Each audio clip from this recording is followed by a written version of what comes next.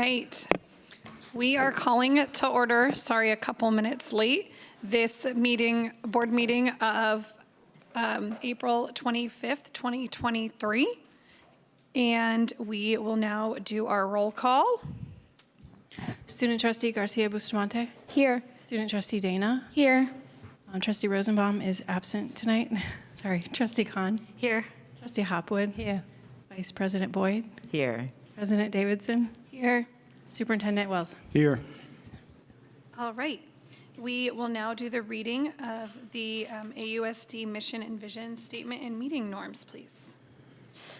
The mission of Albany Unified School District is to provide excellent public education that empowers all to achieve their fullest potential as productive citizens. AUSD is committed to creating comprehensive learning opportunities in a safe, supportive, and collaborative environment, addressing the individual needs of each student.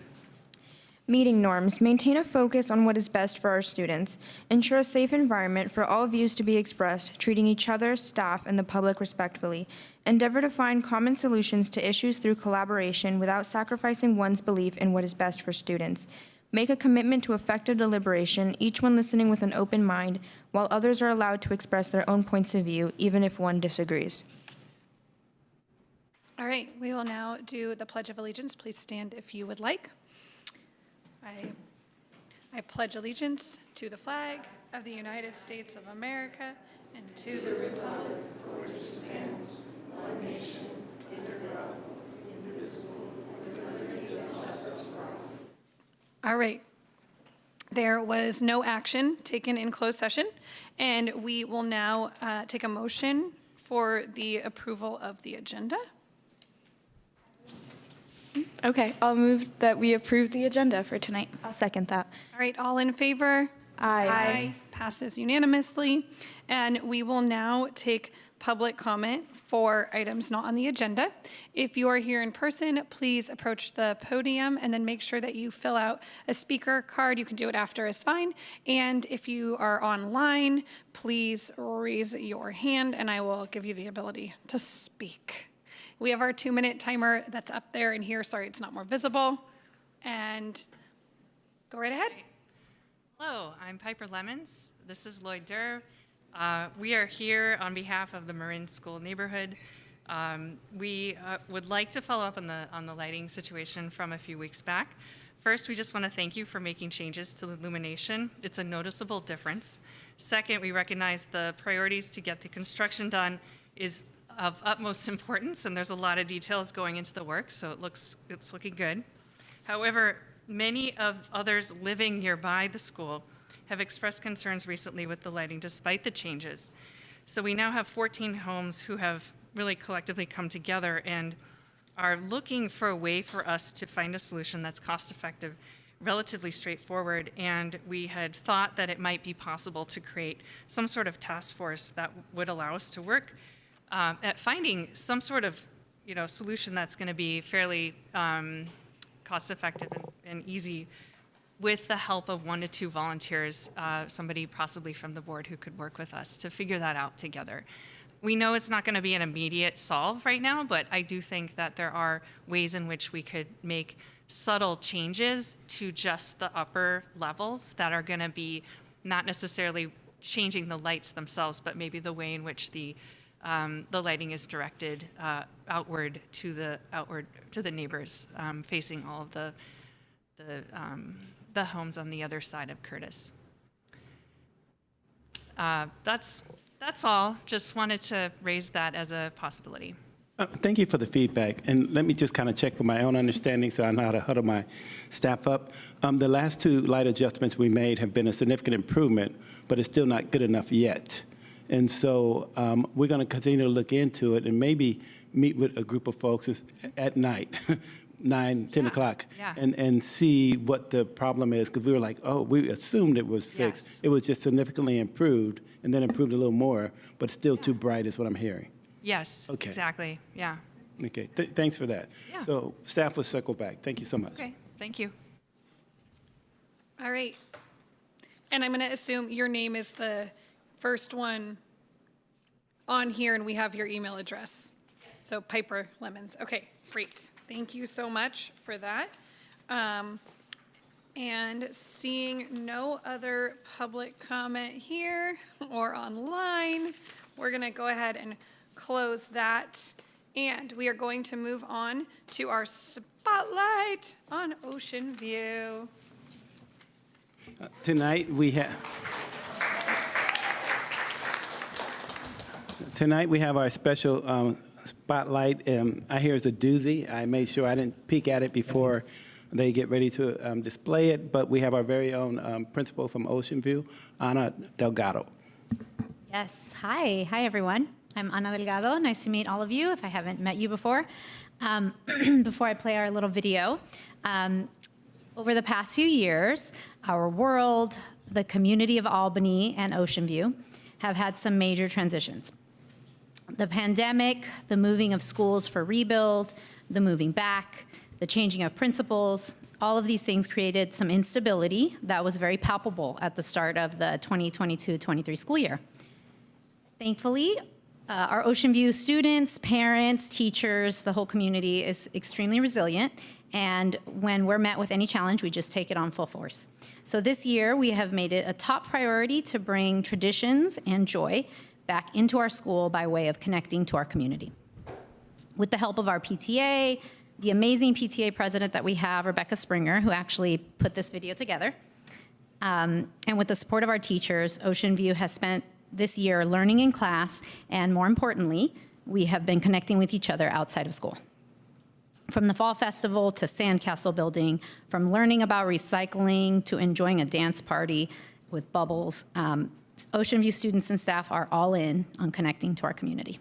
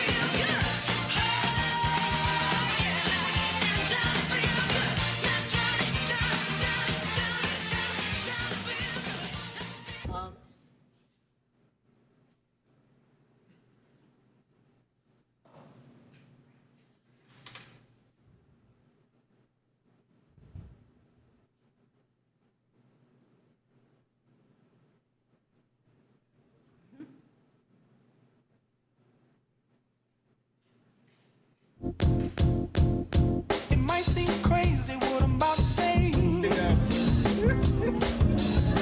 Sunshine, she's here, you can take a break. I'm a hot air balloon that could go to space. Oh my God, that's With the air, like I don't care, baby, by the way. Because I'm happy. Clap along if you feel like a room without a roof. Because I'm happy. Clap along if you feel like happiness is the truth. Because I'm happy. Clap along if you know what happiness is to you. Because I'm happy. Clap along if you feel like that's what you want to do. Here come bad news, talking this and that. Well, give me all you got and don't hold it back. Well, I should probably warn you, I'll be just fine. No offense to you, don't waste your time. Here's why. Because I'm happy. Clap along if you feel like a room without a roof. Because I'm happy. Clap along if you feel like happiness is the truth. Because I'm happy. Clap along if you know what happiness is to you.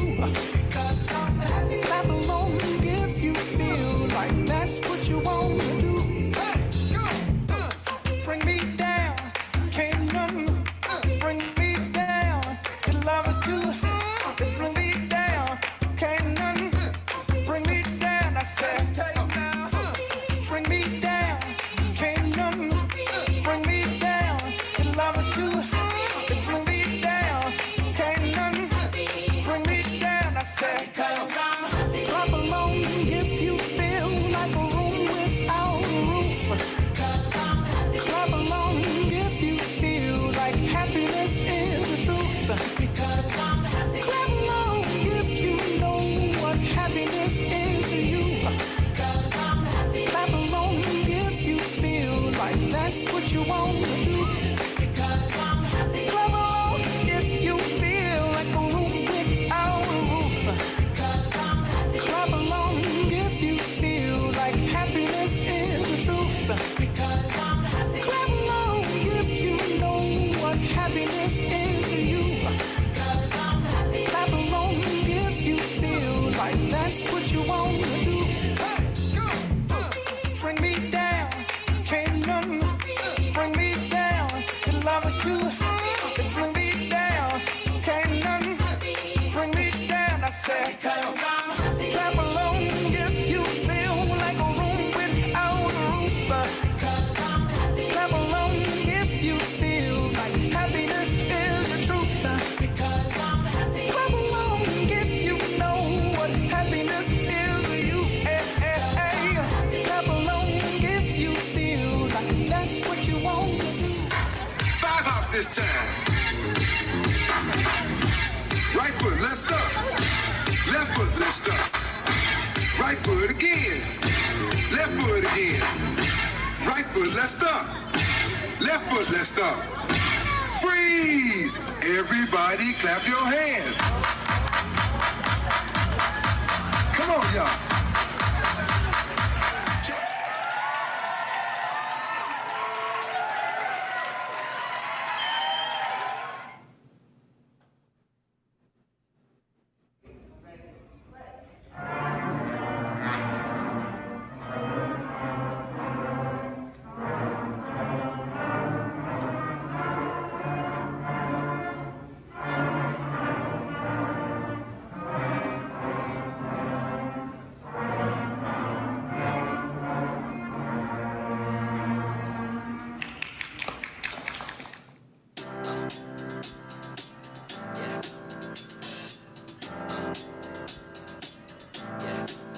I got this feeling inside my bones.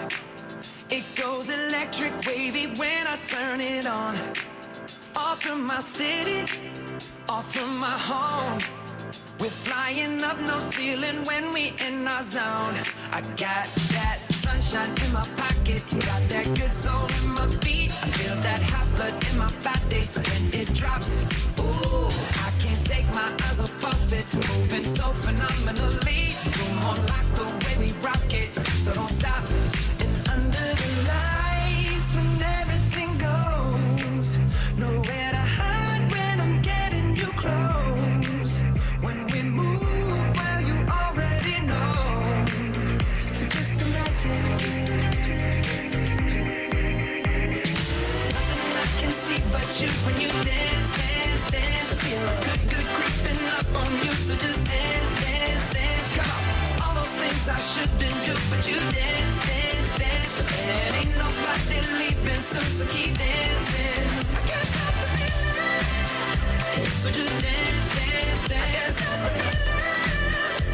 So just dance, dance, dance. Come on. Ooh, it's something magical.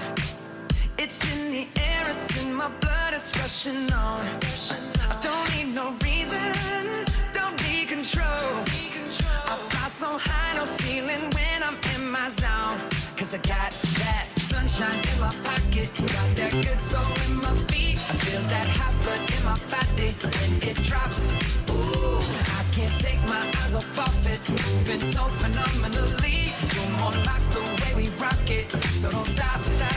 Under the lights when everything goes, nowhere to hide when I'm getting you close.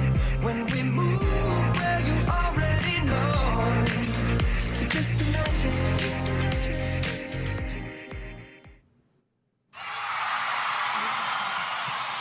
This is so fun.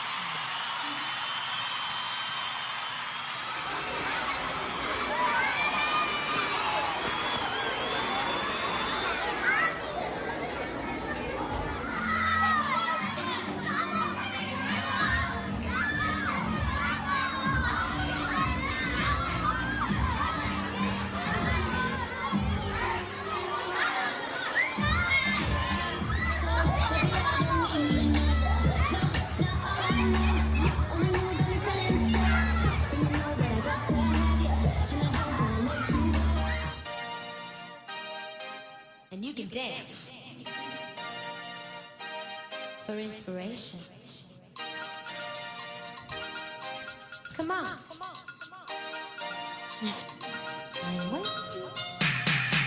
Get into the groove, boy, you got to prove your love to me.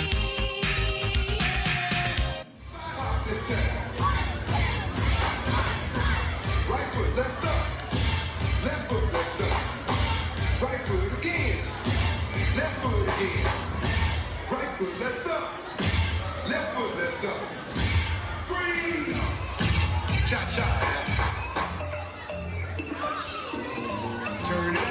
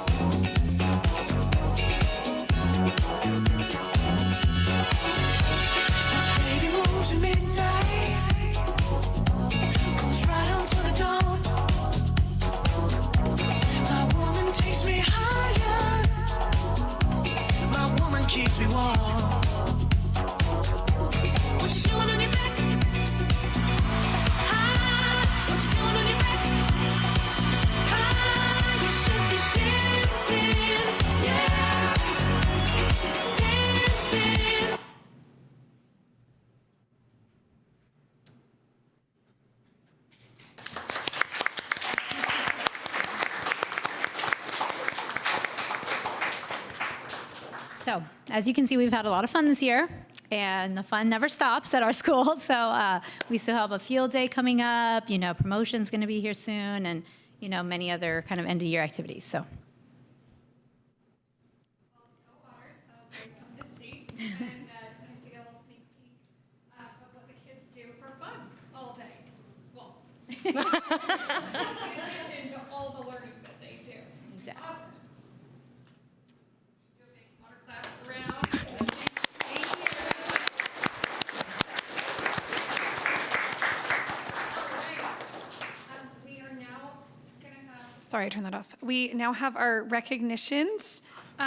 We have the first is proclaiming May as Asian American and Pacific Islander Heritage Month.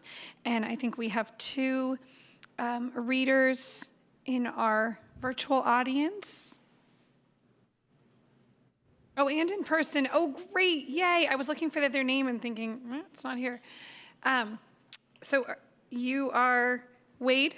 Yes. Wonderful, Wade, welcome, and thank you so much. And Maggie has been promoted on the Zoom here to talk, so I'm gonna let you two take it away. Hello. Whereas Albany Unified School District is committed to providing comprehensive support to ensure an equitable, safe, and welcoming environment for all our students, and whereas Asian American and Pacific Islander AAPI Heritage Month is observed during the month of May to recognize the contributions and influence of Asian Americans and Pacific Islanders to the history, culture, and achievements of the United States, and whereas AAPIs are comprised of more than 50 distinct ethnic groups and speak over 100 languages, and is one of the fastest growing racial and ethnic minority groups in the U.S. with over 26.5 million individuals calling the U.S. their home. And whereas AAPIs range from new immigrants to fourth generation or more descendants and have distinct stories of historical trauma and immigration/settlement experiences, and whereas the first AAPIs who arrived in the U.S. were Filipinos at Morro Bay, California in 1587, and whereas the first Chinatown was established in 1848 in San Francisco, California, and whereas 20,000 Chinese immigrants worked on the Transcontinental Railroad between 1863 to 1869, and Punjabis worked on the Western Pacific Railways in Northern California between 1903 to 1908, and whereas the first Gurdwara, Sikh place of worship, was built in Stockton, California in 1912, and whereas on February 19, 1942, President Franklin Roosevelt issued Executive Order 9066 authorizing the internment of U.S. citizens of Japanese descent, and whereas on October 5, 1978, President Jimmy Carter signed a law that designated the first 7 days of May as Asian Pacific American Heritage Week to acknowledge the first Japanese immigrants to arrive in the U.S. in May of 1843 and the completion of the Transcontinental Railroad, which was built by Chinese immigrants in May of 1869, and whereas President George H.W. Bush issued Presidential Proclamation 6130 on May 7, 1990, designating May 1990 as the first Asian Pacific American Heritage Month, and whereas the state of California celebrates Fred Korematsu Day on January 30th, the first day named to honor an Asian American, and whereas the term model minority originated from the successful reintegration of Japanese Americans overcoming discrimination from Executive Order 9066's World War II internment.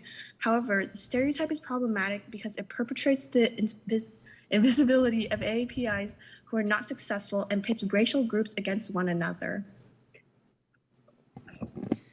And whereas at the same time, the perpetual foreigner image has contributed to the long history of anti-Asian discrimination. For example, 1882 Chinese Exclusion Act to the 2017 Muslim ban. And recent violence towards AAPIs during the COVID pandemic increased by 339% in 2021 compared to prior years. And whereas for more than a century, Asian American and Pacific Islander men and women have made valuable contributions to all areas of life, including government, business, technology advances, arts and sciences, medicine, education, law enforcement, and the military. And whereas these contributions were critical during the COVID-19 epidemic when AAPIs, in particular immigrants, stood unwavering on the front line as essential workers in healthcare, who make up 26% of all California healthcare workforce, and where a significant number of Filipino nurses bore a disproportionate burden of COVID deaths. And as essential workers in the food industry, farms, meat processing factories, grocery stores, and restaurants, in education as childcare workers and teachers, and in the pharmaceutical and biomedical industry. And whereas AUSD is proud of its Asian American and Pacific Islander student population, 26%, that contributes greatly to the diversity and enrichment of our community. And whereas we recognize former AAPI elected and appointed school district officials, including former school board members Bob Chin, Owen H. Jones, African American and AAPI, and Patricia Lowe, and former AUSD Superintendent Val Williams. And whereas diversity represents one of our greatest strengths, and by recognizing the contributions and accomplishments of Asian American and Pacific Islander men and women, Albany Unified School District celebrates the importance of inclusion and building a brighter future for all of our students.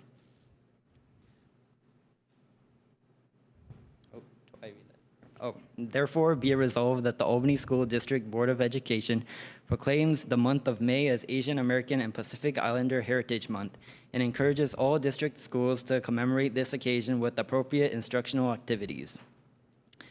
Passed and adopted by the Governing Board of Education of the Albany Unified School District of the County of Alameda this 25th day of April 2023 by the following vote.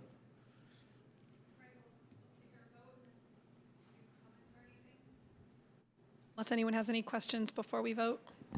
Okay, so all in favor of passing the resolution proclaiming May as Asian American and Pacific Islander Heritage Month? Aye. Actually, sorry, I guess we need a motion first and then a second.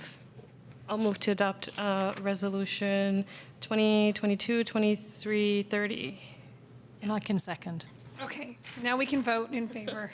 Everyone in favor, say aye. Aye. Seeing no opposition, it passes unanimously. Sorry, we didn't used to approve these, so it's new.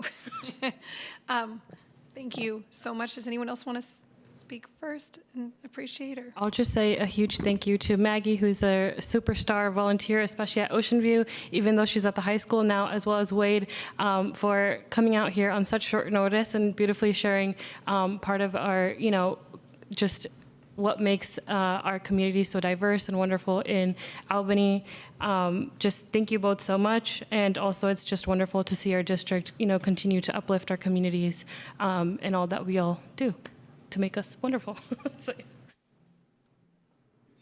All right, thank you.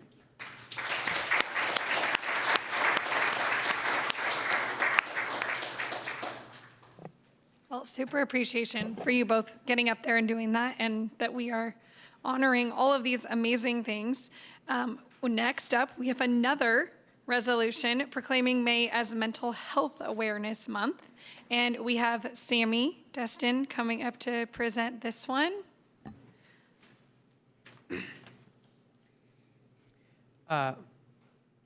Whereas our community's families were deeply affected by the pandemic with high levels of stress driven by the fear and uncertainty caused by illness, isolation, and job and healthcare loss at rates never before seen.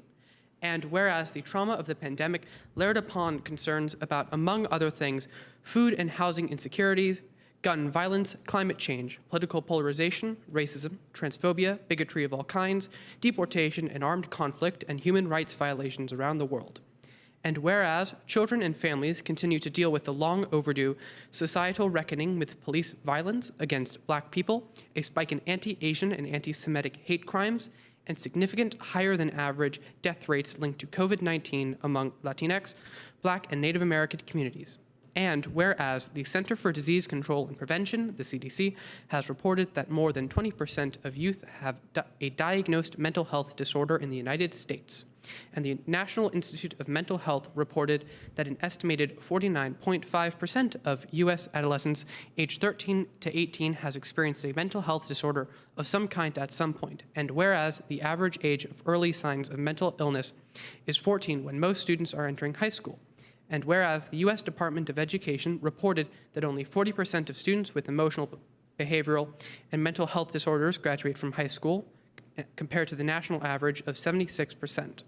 And whereas the CDC has declared suicide is the second leading cause of death among youth ages 15 to 19 years old, and reported that suicide rates among persons aged 10 to 24 years old increased by 36.6% during 2018 to 2021. Among Black persons, with suicide rates for Black youth in California doubling from 2014 to 2020, as reported by the California Department of Public Health. And whereas the number of children ages 6 to 12 who have visited children's hospitals for suicide thoughts or self-harm more than doubled since 2016, according to the Children's Hospital Association. And whereas researchers for the University of Montreal found that students with untreated mental illnesses are more likely to be chronically absent, more disruptive in class, have lower academic achievement, and ultimately drop out. And whereas the University of Maryland Center for School Mental Health, CSMH, has found that that educating staff, students, and parents in the signs and symptoms of mental health is key to both early intervention and dismantling the stigma surrounding health. And whereas the CSMH reported that students are more likely to follow through with mental health services in school settings and bringing mental health services onto campuses, enabling easier communication among providers, parents, and teachers. And whereas schools that implement comprehensive mental health systems see improved academic performance, fewer special education placements, decreased disciplinary actions, and higher graduation rates. And whereas spreading awareness of the importance of mental health can help people realize that many ways in which mental health impacts them and those around them, and can provide the opportunity to learn about valuable services. Therefore, be it resolved that the Albany Unified School District Board of Education proclaims the month of May as Mental Health Awareness Month and encourages all districts, schools to take actions that spread awareness, counteract stigma, and support students and families struggling with mental health issues.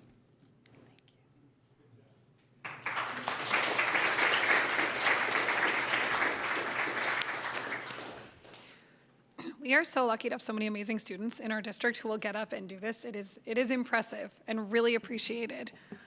We will now take a motion to pass the Resolution 2022-23-31 proclaiming May as Mental Health Awareness Month. I move that we approve Resolution number 2022-23-31 proclaiming May as Mental Health Awareness Month. Second. All in favor? Aye. Okay, the motion passes unanimously. Anybody want to say anything? Trustee Dana? Yeah, I think this is so important, first and foremost, because last year, Ichitaka and I created a survey for students, and this was the top issue of students' concern. I just feel that it's super important for us to really make sure that we're acknowledging this in our practices, and because this is the safety of our students. And so, yeah, I care very deeply about it. So thank you. Vice President Boyd. Thank you. Just quickly say thank you to Sammy for volunteering to read the resolution, doing such a wonderful job with it. And just agree with what Board Member Dana said, how important this is, and how I very much believe in normalizing that we're not all okay all the time, and you don't need to project okayness all the time. And you know, we can all support each other and be really clear about when we're all struggling, especially in these last handful of years. We've all had our challenges, and some so extreme and so all along the spectrum. And so I just really appreciate that we take time to acknowledge this month, that we prioritize in this district, I think, you know, trying to increase the wellness services that we provide, trying to find out from students what exactly it is that we can do to try to support them more. It's just really important. And so thank you. Thank you so much. We will now move on to our approval of the consent calendar. So if anyone has any questions or items that we need to pull, really appreciate it. Thank you all for coming. If anyone has any items off the consent calendar that they want to pull, questions, go ahead and do so. Otherwise, we will take a motion.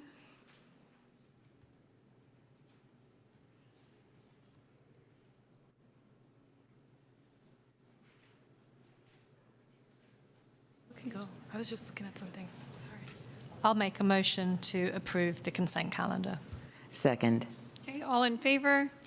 Aye. Okay, the consent calendar passes unanimously. We are now ready for our student board member reports. Okay, Okay, it's a long one tonight. do it. All right.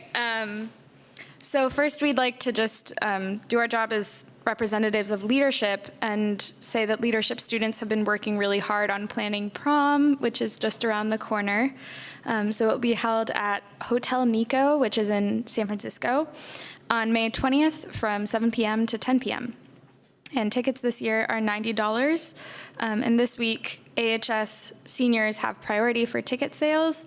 And these tickets can be purchased in the book room, and you must bring a completed dance agreement form when you purchase your ticket, which you can also find in the book room. And then also emails from Ms. Lausheim have been sent to students that are on the restricted prom list for unserved detentions, spring truancy, and recent suspensions. So please check your email, and the notification was sent before the weekend to all students watching.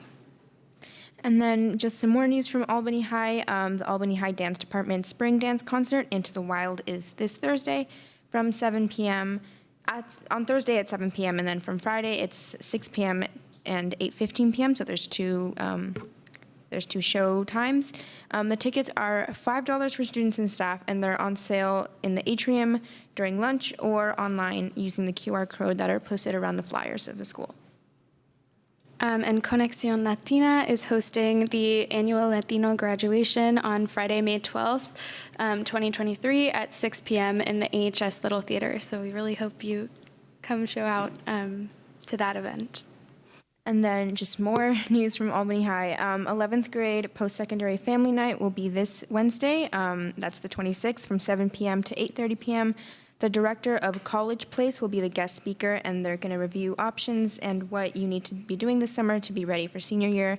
The Zoom link was sent via Parent Square on the 21st. Yeah, that's tomorrow. Oh my goodness. So students, if you're filling out community college co-current enrollment forms, a counselor needs to review them prior to you turning them in. A lot of students tend to take college classes over the summer, so this is something to be aware of for those students. Please bring them at break, lunch, or after school to the counseling office to be reviewed before you submit them.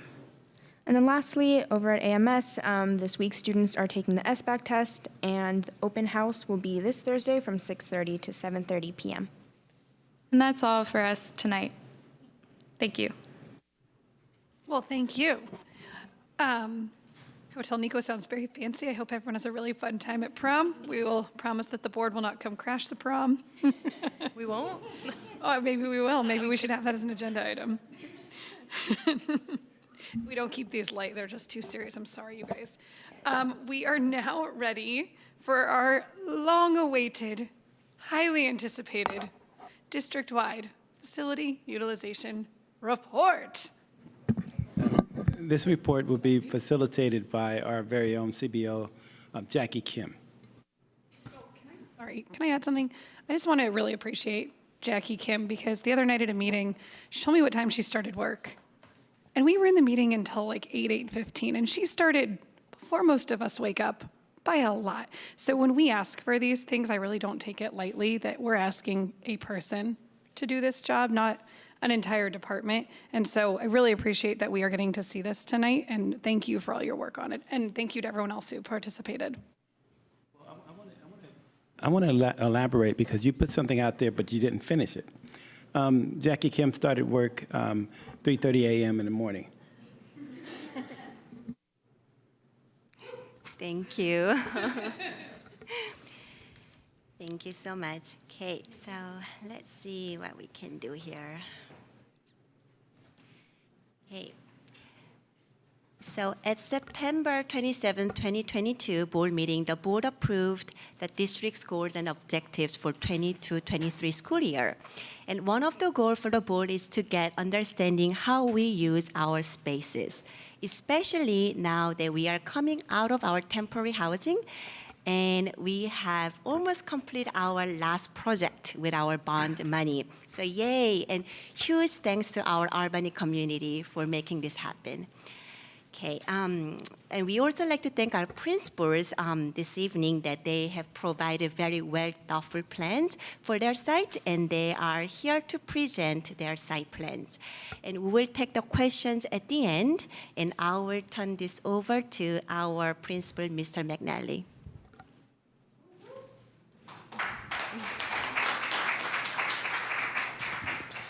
Great, thank you. Go ahead and advance to the next slide. So just to give a little bit of history about facilities and space utilization at Albany High School. Albany High School was rebuilt about 20 years ago. And it was built for 1,000 students. And we have around 1,200 at this time. And so the addition was built at Albany High School. It was finished about 5 years ago. And during that time, we have hosted students from Marin Elementary and Ocean View Elementary, 3rd, 4th, and 5th graders at our site. In the addition, as well as 2 classrooms that have formerly been classrooms for Albany High School, the ones that we call M3 and M4. We're really excited to get those spaces back, or most of those spaces back in the fall. And with the addition, Albany High School will be adding 6 new classrooms, as well as a design build space with an attached computer lab. So essentially 7 new classrooms. This is a really fantastic for us in a school that has approximately 70 teachers, around 45 classrooms, where we have most of our teachers sharing rooms. So it's going to provide a lot more flexibility for us with our schedule, and it's also going to reduce the stress on our teachers, allowing them to have a lot more of a home base. I'm going to go through just a couple things on here. Go ahead and advance to the next slide. So these are some of the current enrollment numbers at Albany High School. That's next year's projected enrollment, which is a slight decrease from this year. Go on to the next slide, please. So next I'm going to just break down some of how classroom space will be utilized the next school year. One thing I really want to emphasize is that on here where it says certain classrooms will be utilized for certain things, that is not finalized. And there is still a lot of flexibility, and one of the things I primarily work on with master scheduling is reducing the travel distances and the number of different classrooms a teacher has to be in. So teachers will often be relocated just to make their schedules a little bit easier. So the most important space on here is the AHS addition, the design build space, which has the attached learning space, which is a computer lab. There are 3 new classrooms there on the first floor. M4 will be used currently by the district adult transition program. M3 and M4 were modified for the elementary schools in a way that makes them no longer usable as high school classrooms. And in this way, M4 will actually work well for the adult transition program. And considering that many of those students were Albany High School students, we're excited to see them back at Albany High School on the campus. And then M3 will be utilized as office space for the district's information technology department.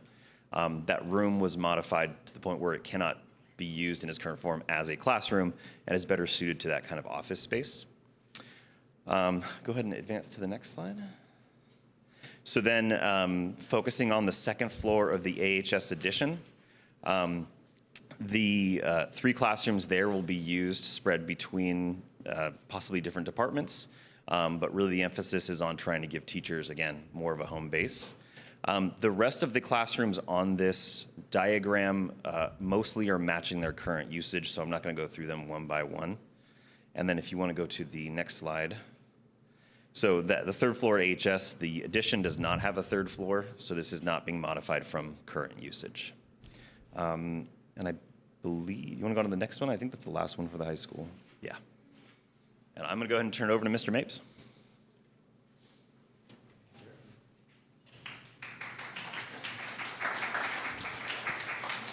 Good evening, everyone. Before I begin, I just want to highlight two things that have happened at Albany Middle School this past week. On Thursday, we had our second annual Spring Soiree, which was hosted by the AMS PTA, and it was a huge hit.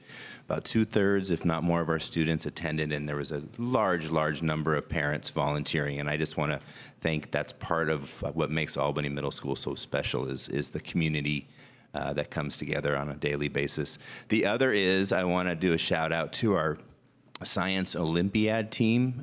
They competed in the state finals over the weekend, and out of the top 30 teams in California, they came in 9th place and received 5 medals.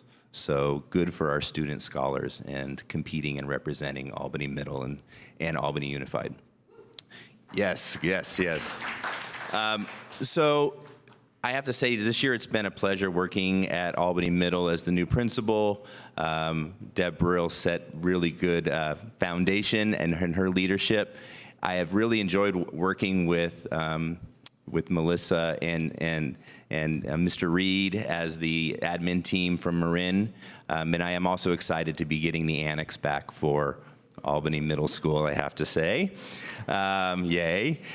So this year, we are going to be receiving 7 new classrooms in the annex, which is exciting. It will allow us to have a vision moving forward of creating an 8th grade campus, hopefully. That's the goal over on the annex side. It also allows us some space to grow, which is always the goal. Can you go to the next slide, please? So our enrollment right now is at 795. I'm always hoping we can increase our enrollment. So I would love to see that number grow a little bit more. But again, with what's going on this year with our improvements, we will have that capability. This is the main campus. If you notice, not much is changing. Our 6th grade core has their own section of the building. We will have, actually the nice piece is by having more classrooms, we will have our special education teachers closer to their grade levels. So we'll have an RSP classroom in 110, and above that will be our RSP classroom in 210. So it's really nice that we'll have that team effort.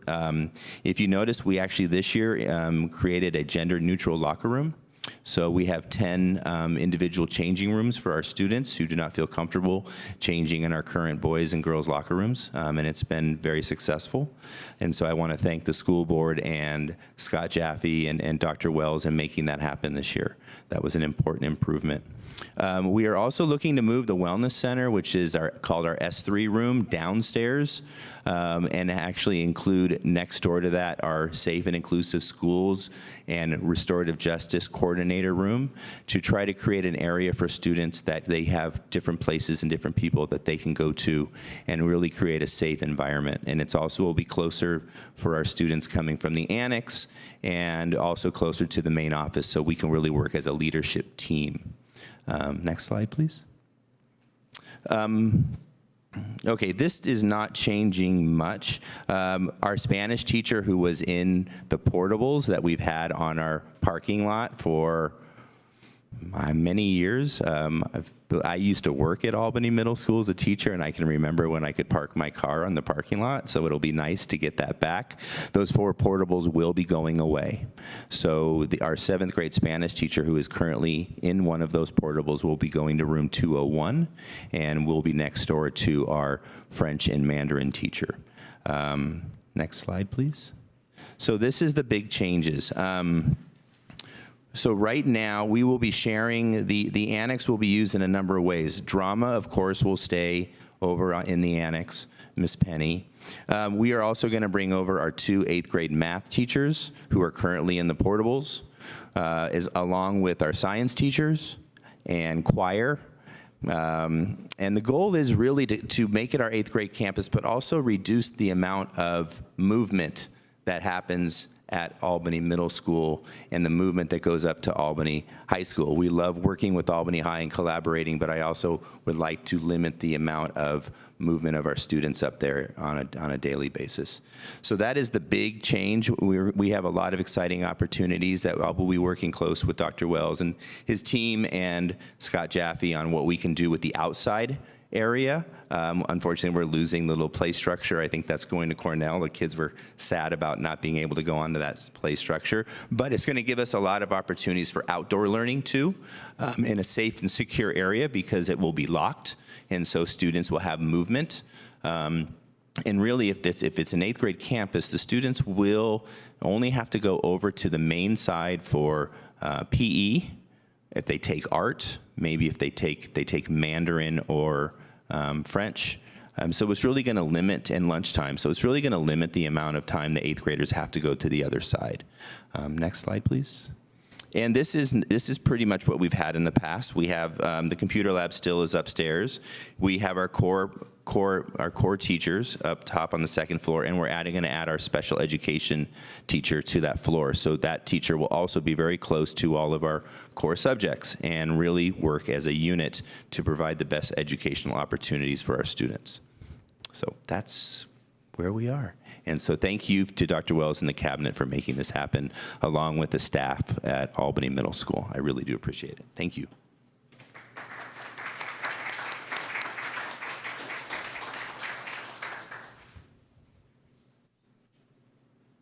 Hi, everyone.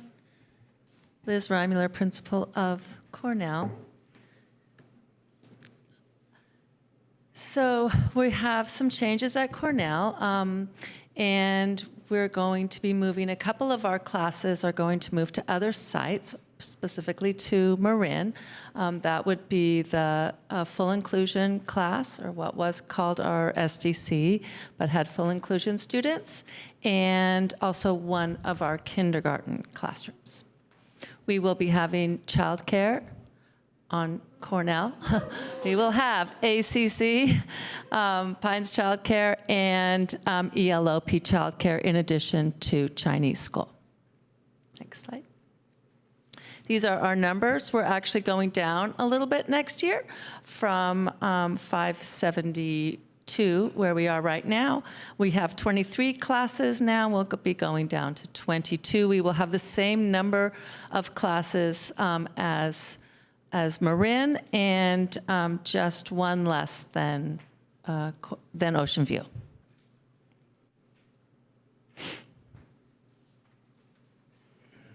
Okay, so this is our first floor. We're downtown, and we do it 1948 style at Cornell.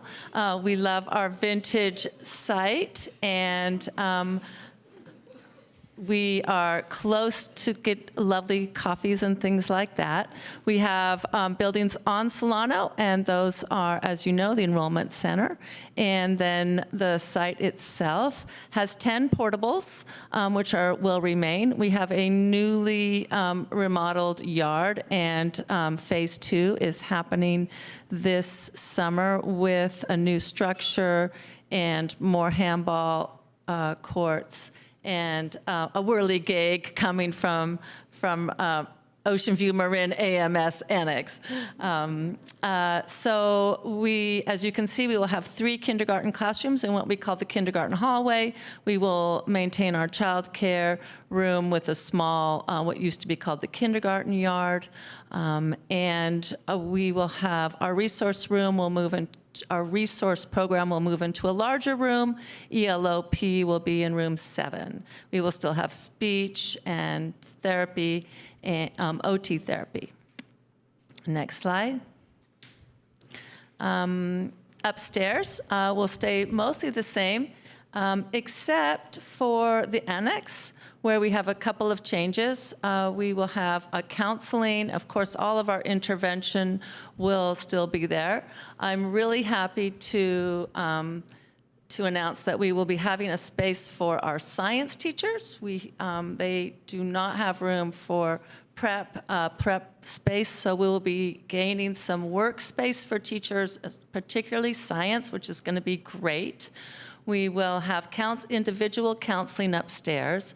And then we will also have, within the day, in the 3 rooms that have childcare, we will have the space available between when the late bird morning care and the afternoon care.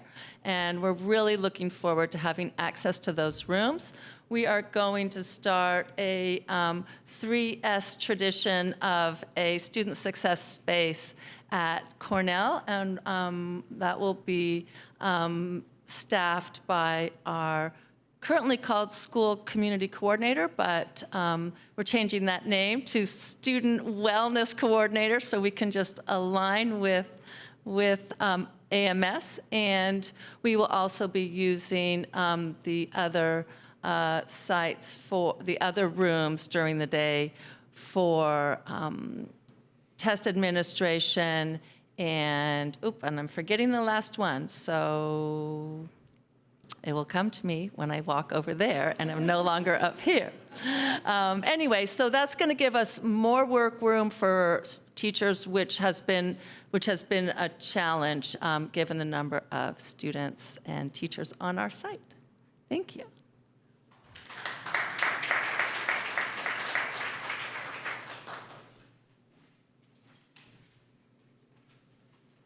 All right, good evening, everybody. I am Melissa Poole and representing Marin Elementary School. And yes, we are enormously excited about moving into our new school. Before I start with the plan for what's happening on our campus next year, I want to thank Mr. McNally and Mr. Mapes and Ms. Brill for being great hosts to us, and Ms. Delgado for taking great care of our kindergartners over the last couple years. It is and their staffs as well. It's been a huge community effort, and we're really grateful.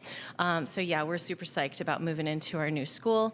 And I know that there's interest in the dedicated spaces for childcare before and after school. So next slide, please. All right, so these are our current projections. As Ms. Reimuller mentioned, we will be getting a Cornell kindergarten, and we're really excited to be getting the SDC class from Cornell as well. We value all kinds of diversity at Marin, and I think it's really important to have neurodiversity represented at our school, so I'm really excited about supporting these students So that puts us at 4 kindergarten classes and 3 classes in 1st through 5th grade, with a total of about 511 classes.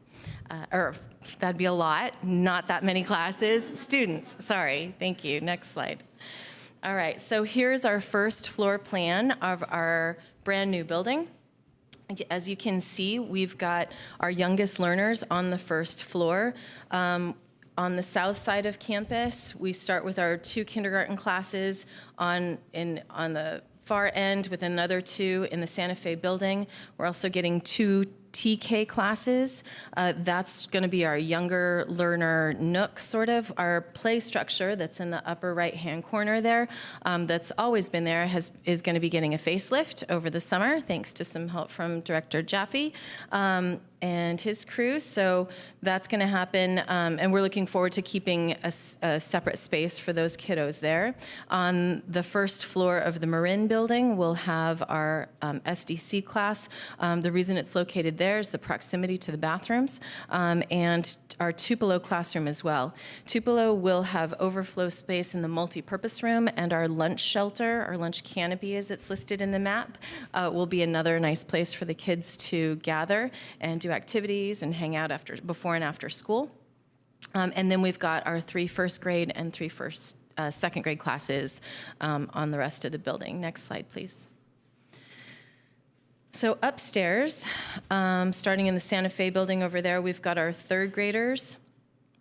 If we can scooch that over yeah, it's basically on there. So yeah, our 3rd grade classes are upstairs in the Santa Fe building, along with an intervention space. 2nd floor on the Marin building is a dedicated space for our ELOP classroom, our 3 4th grades, a dedicated science space, which we're really excited about, and our 3 5th grade classes. A couple things that I didn't mention about the existing 3 pods, mainly the admin pod.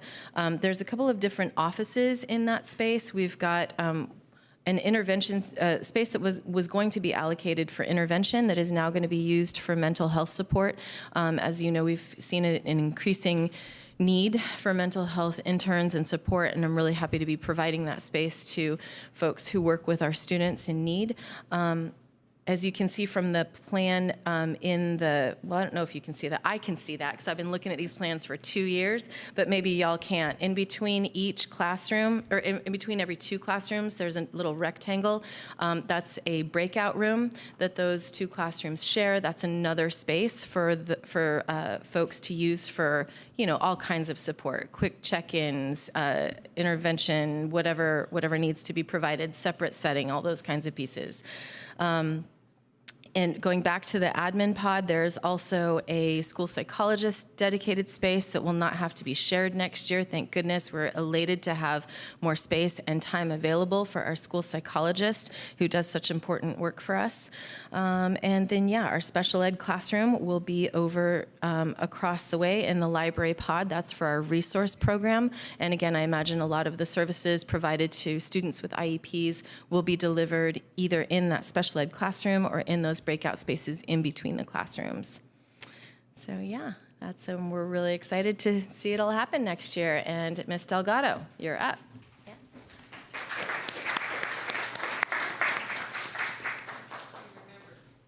Yes. I just remembered that very importantly, the third space will be used for group counseling. So we will have 3 spaces for counseling, which is very important, and I'm glad I didn't forget that. Oh, what am I going to do without Liz? Oh my God, Liz. All right, so we are definitely enjoying our facilities. We've loved hosting all the kinders, but for next year, as opposed to having 11 kindergarten classes or 11 TK kinder classes, we're going to go down to 4. So we are we're excited about the different spaces that we're going to be using. So.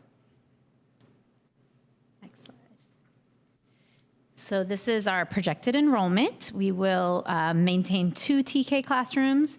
We will have 4 kindergarten, 4 first, 3 second, 3 third, 3 fourth, 4 fifth, bringing our enrollment to hopefully around 554. Currently, we're at 637. So we'll be a little bit less than what we are right now. So this is all of our downstairs spaces. One thing that we are excited about is really just honing in on our community and everything else, and specifically classrooms that are going to be designated for ELOP are also going to be multi-use during the day in terms of counseling, because as the other principals mentioned, our mental health interns are really supporting a number of students on a regular basis and are always looking for spaces to be able to meet with them and run groups. Groups have been challenging because there is no space, an office is not big enough to run a group of 6 and things like that. So some of those spaces will be used during the day for that, as well as our intervention. Our intervention rooms are small, and so if we have especially 5th graders, if 5th grade sizes, they're as tall as I am and sometimes bigger, and 6 of them in a tiny kind of intervention room sometimes doesn't work. So having bigger spaces is nice. If you can go on to the next slide. Upstairs, it's very specific there too in terms of our intervention space for intervention during the day with our interventionists, as well as counseling, and we will also host before school and after school care for ELOP.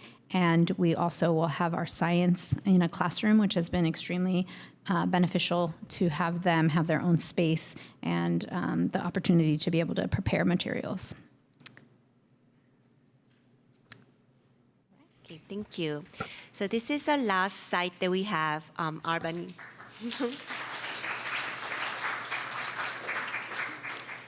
Okay, so this is last site we have 720 Jackson Street in Albany, and we have 5 preschool classes. 1 classroom is for the preschool, 4 regular preschool classrooms, and 1 for the special day class.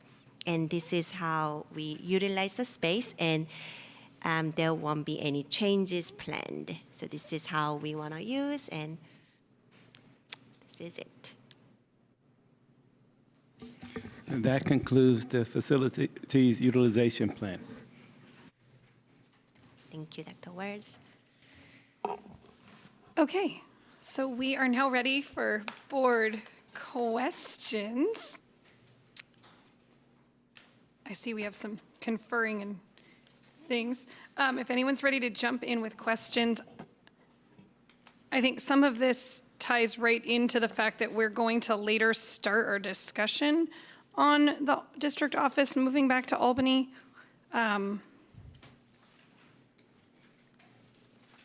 So I have some questions around that, but I think I can hold those until we start that discussion. Anyone else want to? Allison, go ahead. Yeah, okay. Thank you so much for that report. It was super comprehensive to all of our principals. Mr. McNally, I have a question for you.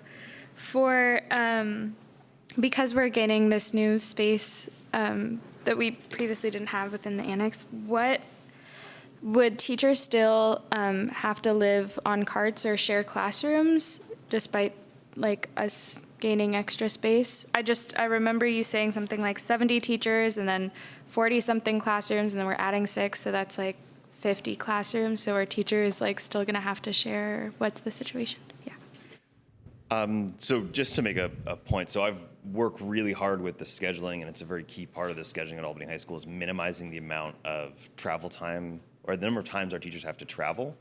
So trying to keep them on A days or B days in certain classrooms, those kinds of things. And it actually drives a fair amount of the scheduling, trying to reduce that workload for teachers.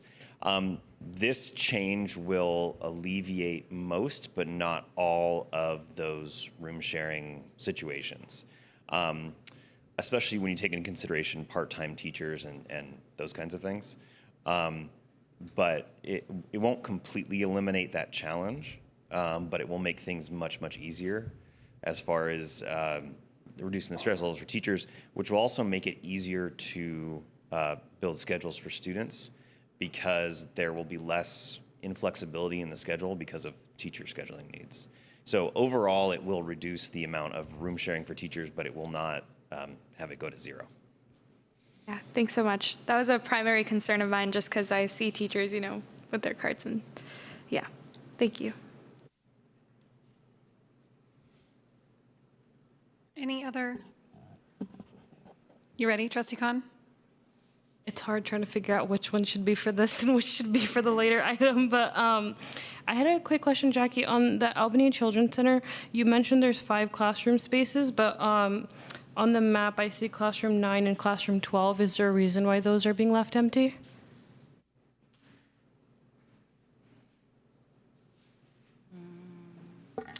So we currently have 72 students at preschool, and these are the classrooms that we would need to host 72 students. So those are extra spaces that we have at the site at the moment. They are not being fully utilized right now, is my understanding. Okay, so we have. However, we can have conversations about the state of that space and the feasibility of utilizing that for certain purposes, and what it might take to bring it up to where we would like it to be. But those are empty spaces. Yep. Can I ask a quick question? At Ocean View, I'm seeing cedars, Chinese, maples, redwoods. Do we have a portable for each of those programs at Ocean View? A whole portable for each of our before and after care. And how many students approximately are in each, and for how many hours a day for next year? Oh, sorry, I don't know that. I'd have to come back and find out. And the numbers are going to be different this year than next year because they are housing AM kinders and PM kinders for different numbers of hours, because of the AM PM schedule. So I don't know. I could find out and bring it back to the board. I don't know. I'm sorry, off the top of my head. No, that's okay. But I think that would be really, yeah. That's for portables that it seems like next year we'll be using for an hour in the morning and a few hours in the afternoon for a portion of our students. So perhaps we could, look at that space a little bit. Okay. Can I also mention that on here, there's an error. This used to be my SDC class right here, but it's really not.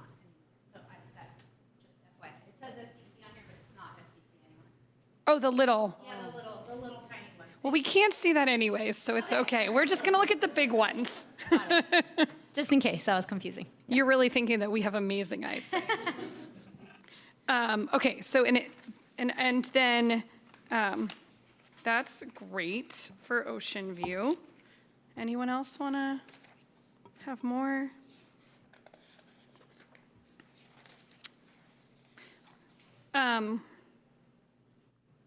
So I heard some awesome things. One was that Marin's play structure is going to be dedicated to its younger students in that part of the yard, and I'd love to say that if we're doing that, maybe we look at yard spaces at other schools, being readily accessible for students and usable. You guys should jump in. No? Okay, so I did some quick math. One more question I have before I go into that is, how does our agreement with the Chinese school work? Does the Chinese school, is that run by Albany Unified? Is it part of ACC? Do we rent the space to them? Do we collect the tuition and then those teachers are our teachers? Yes. Okay, so Chinese school is an ACC component. Correct. And it's only offered at Cornell and Ocean View? Not at Marin? Okay. We have a Spanish program. Marin gets Spanish, and the other have Chinese. And do we know just approximately how many students are served in those? Like how many kids can be in the Chinese programs and Spanish? So that classroom is smaller than the space that they used to have, so they have downsized a little bit because of the space that they were moved to that hall now. When they used to be on 1,200 floor, so they could accommodate a lot more space. That's for the Cornell banner program. So right now they have about 20 kids. 20 kids. Okay.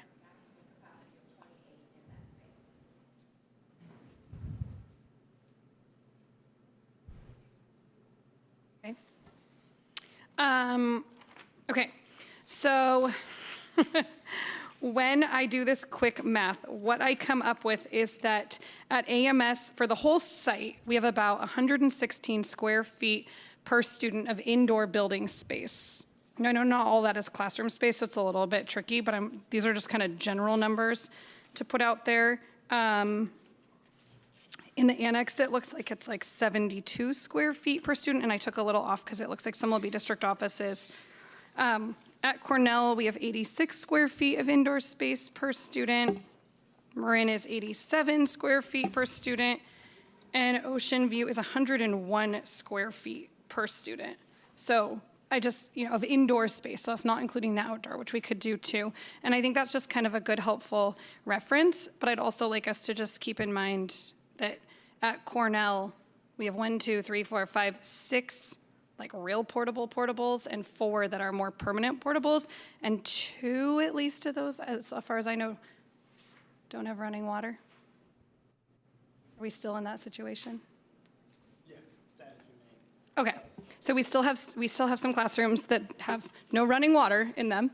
So I'm just, as we're trying to take this all in, I want to make sure that we have the full picture of what we're looking at here in our spaces.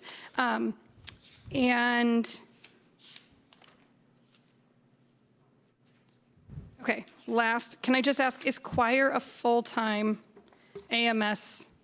How many periods a day is choir? Currently, it's 3 periods a day, first 3 periods of the day. And is drama full? Drama is not full. Drama is the last 4 periods of the day. So potentially choir and drama could share a space? Yes, yeah. Okay. Kind of like what Darren was saying. I think there's a lot of, the plan can change and we can be flexible in how we use our spaces, which is actually a really nice opportunity for a school to have. Yeah. Yeah. Okay.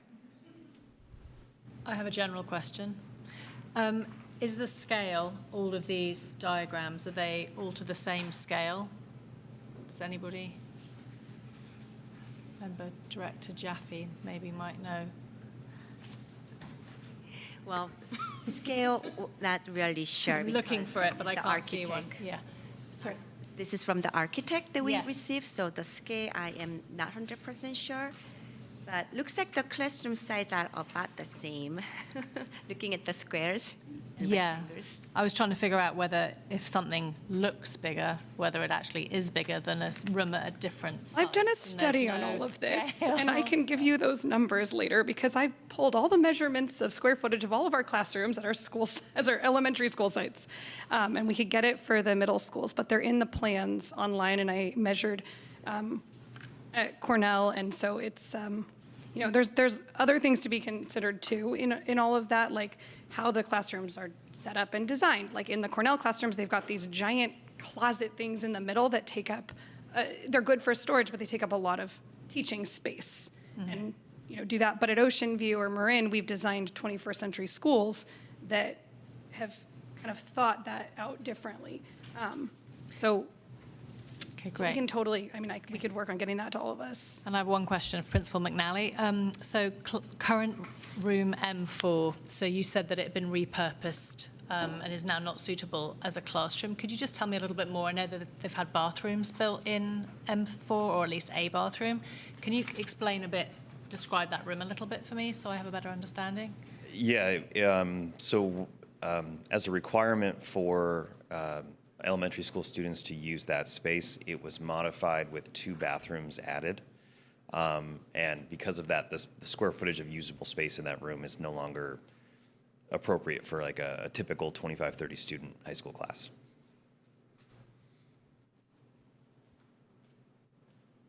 Can I ask too, so if we are taking a kindergarten class away from Cornell, is the thought that, because then we'll have 3 classes coming up, that we would kind of pull back our enrollment at Cornell at each grade level? Or like what would be the plan? Because if we only have 3 kindergarten classes of 24 each, then that would be 3 first grades, 3 second grades, therefore. It would be contingent upon the annual enrollment. And so it kind of depends. But many of these movements were not done in isolation. It was done to meet multiple objectives. For example, just to give you one objective, was to make sure that we had equity across all of our elementary school sites around traditional child care. And Cornell didn't have that. So in order to make space for our community, for parents who needed the child care, we looked at what would be best. And we grappled with that issue.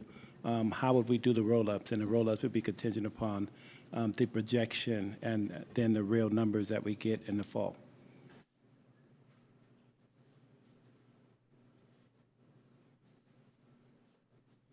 Okay, any other board questions on this? Are we ready for public comment? All right, we're ready for public comment. So if you are here in person, you can kind of line up behind the podium here. And if you do speak, make sure that you filled out a speaker card over there. And if you are in our virtual attendance, please raise your hand.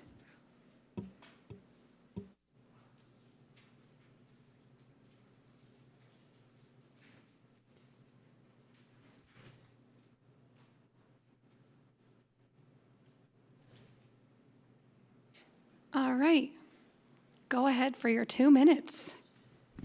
Hi guys, me again, Sophie Lawson, 4th time in a row, I think. And I just want to thank the board and Ms. Reimuller for obviously trying to make our concerns for equitable childcare across the elementary schools heard and trying to find creative solutions for that.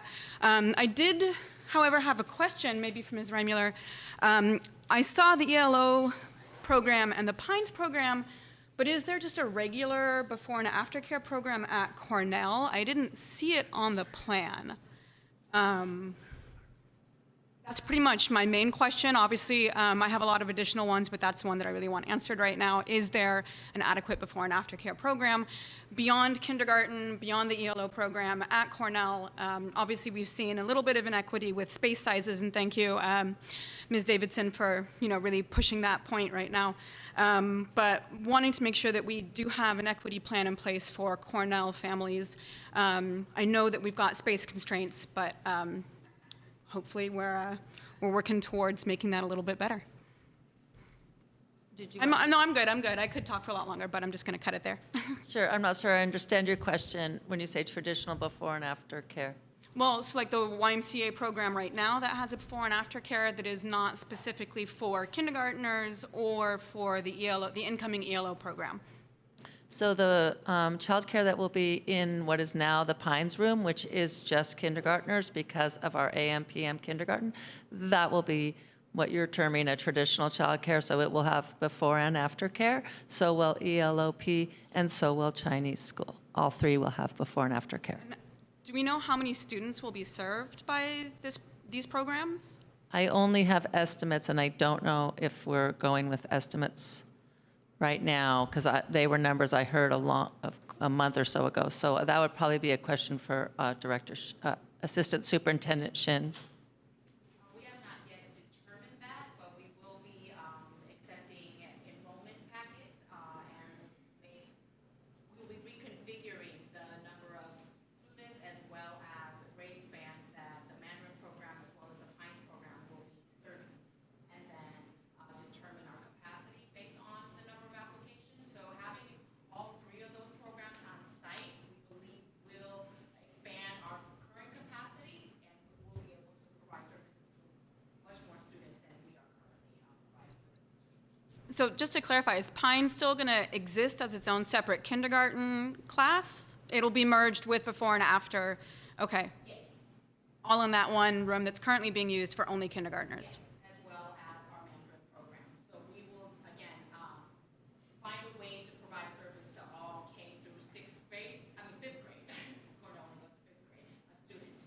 In Figure out the configuration in terms of which program will service which grade level. We think we have like capacity for like 200 kids in that room. It's one room plus the Chinese program, which we have just said serves about 20, maybe 28. Doesn't seem like a lot. Yeah, are we missing something? All right. Thanks, Liz. All right. There's 3 different rooms for childcare at Cornell. They are room 5, which is huge and has a yard. Room 7, which will also access that program will access not only room 7, the yard, and it will also have the NPR before and after school. So when we're having our breakfast program in the NPR, and when we're having the after school, just as the Y, I don't know if you knew, but years ago the Y used to be on Solano, and the Y would come over and use the yard and the NPR. So the ELOP will have room 7, it will have the NPR, and it will have the yard, and then ACC, I don't know if they're going to call it Pines, will serve multiple grades before and after care and will be in room 5. And then the Mandarin Chinese school will be upstairs, and it does serve multiple grades already. It only does afternoon, but it will be doing morning.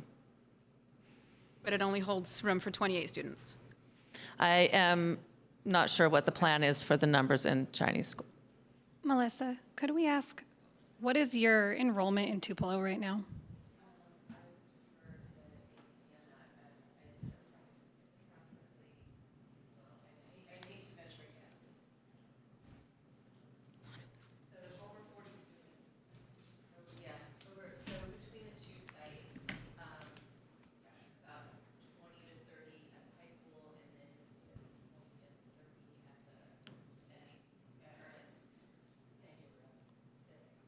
Okay, and Ms. Delgado, do you have any idea of what your before and after care enrollment is? No, sorry. So do we know what it is at? Okay, do we know what it is at Ocean View?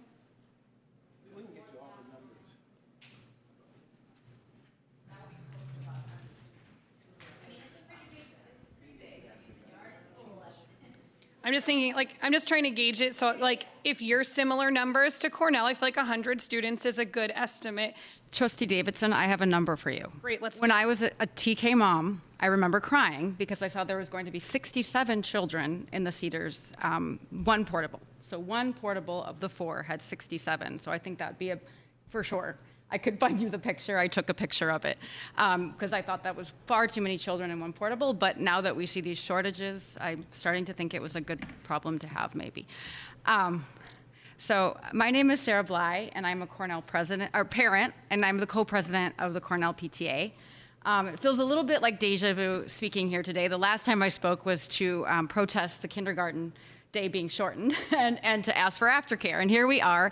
I honestly don't know which agenda item to comment on here because I think this really relates to this item. I think it relates to the discussion of aftercare, and I think it relates to the discussion of where we're going to put the district offices.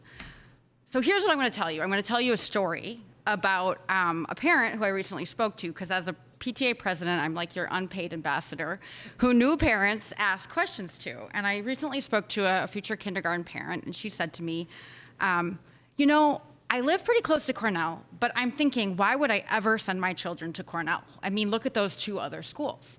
I mean, I know it's a nice community, whatever, but it feels like kind of a bad decision to send your child to Cornell when there's these two other schools.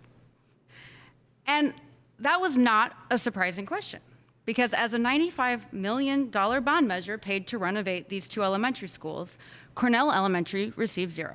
And I think we can see that very clearly in these utilization plans that we saw tonight. I have no question that this will be raised over and over again for many families as they look at our schools. Of course, I had a great answer. We have a fantastic community with great teachers, staff, and Tata is next door.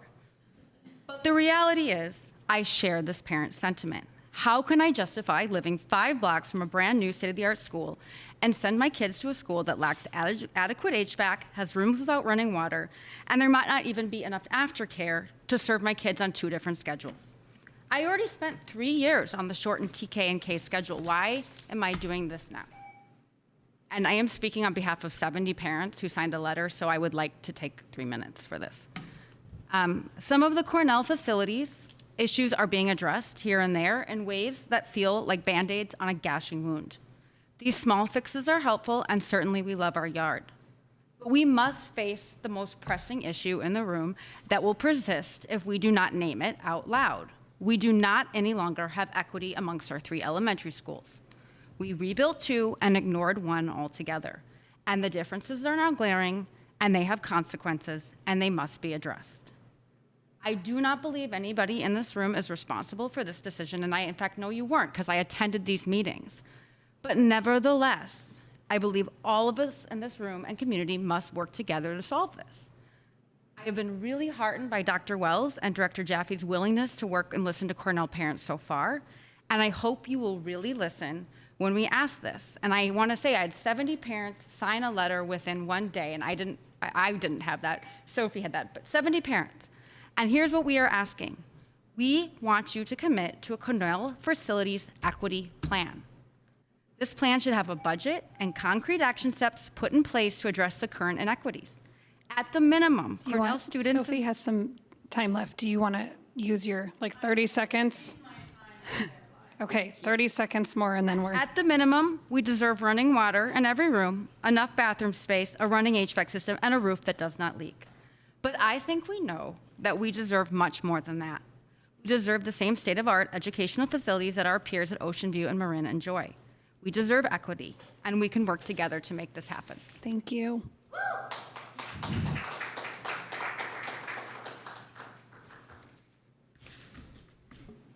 Madam Chair, President Davis, and I just got to respond to a question that's a little disturbing. Why send my kid to Cornell Elementary School? That's a good question, and I welcome it. One, is an amazing school, was just recognized as California Distinguished because we have amazing teachers there that do amazing jobs with kids. And so we welcome the community to come to our schools, and we can tell you many more reasons why you should send your child to Cornell Elementary School. It's a school that we're very, very proud of.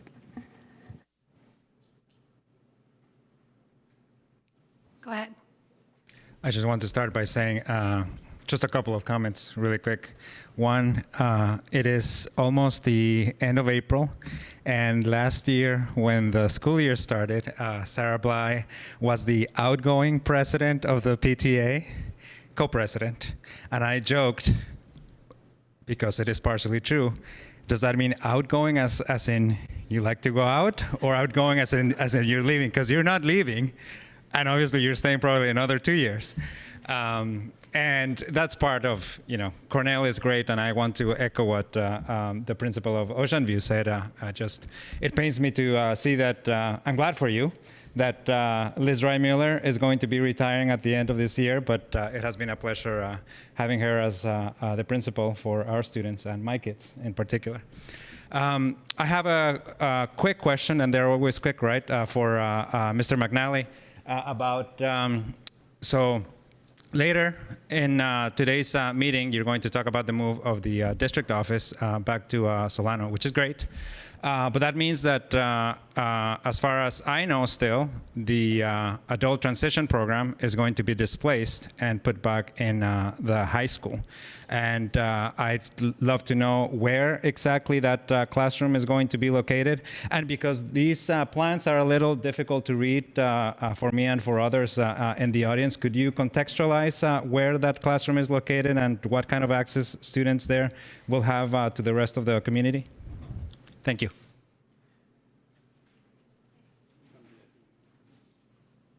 Oh, Superintendent Wells says he's going to cover that component during his presentation. Will you stay for a few more minutes? Okay, great. It's amazing. Are you here during that time? I am, but I imagine that this is also pertinent to this particular conversation. And so I'll echo what Sarah said. I don't know where to put this, whether here, or the next, or in both. I guess since it's facilities usage, do you want to just give the context of where it is, and then Superintendent Wells can go into the details behind a little bit more of it in the next one? Okay. Julie, I think that's on slide, I'm sorry. Jackie, are you doing this one? Slide 3.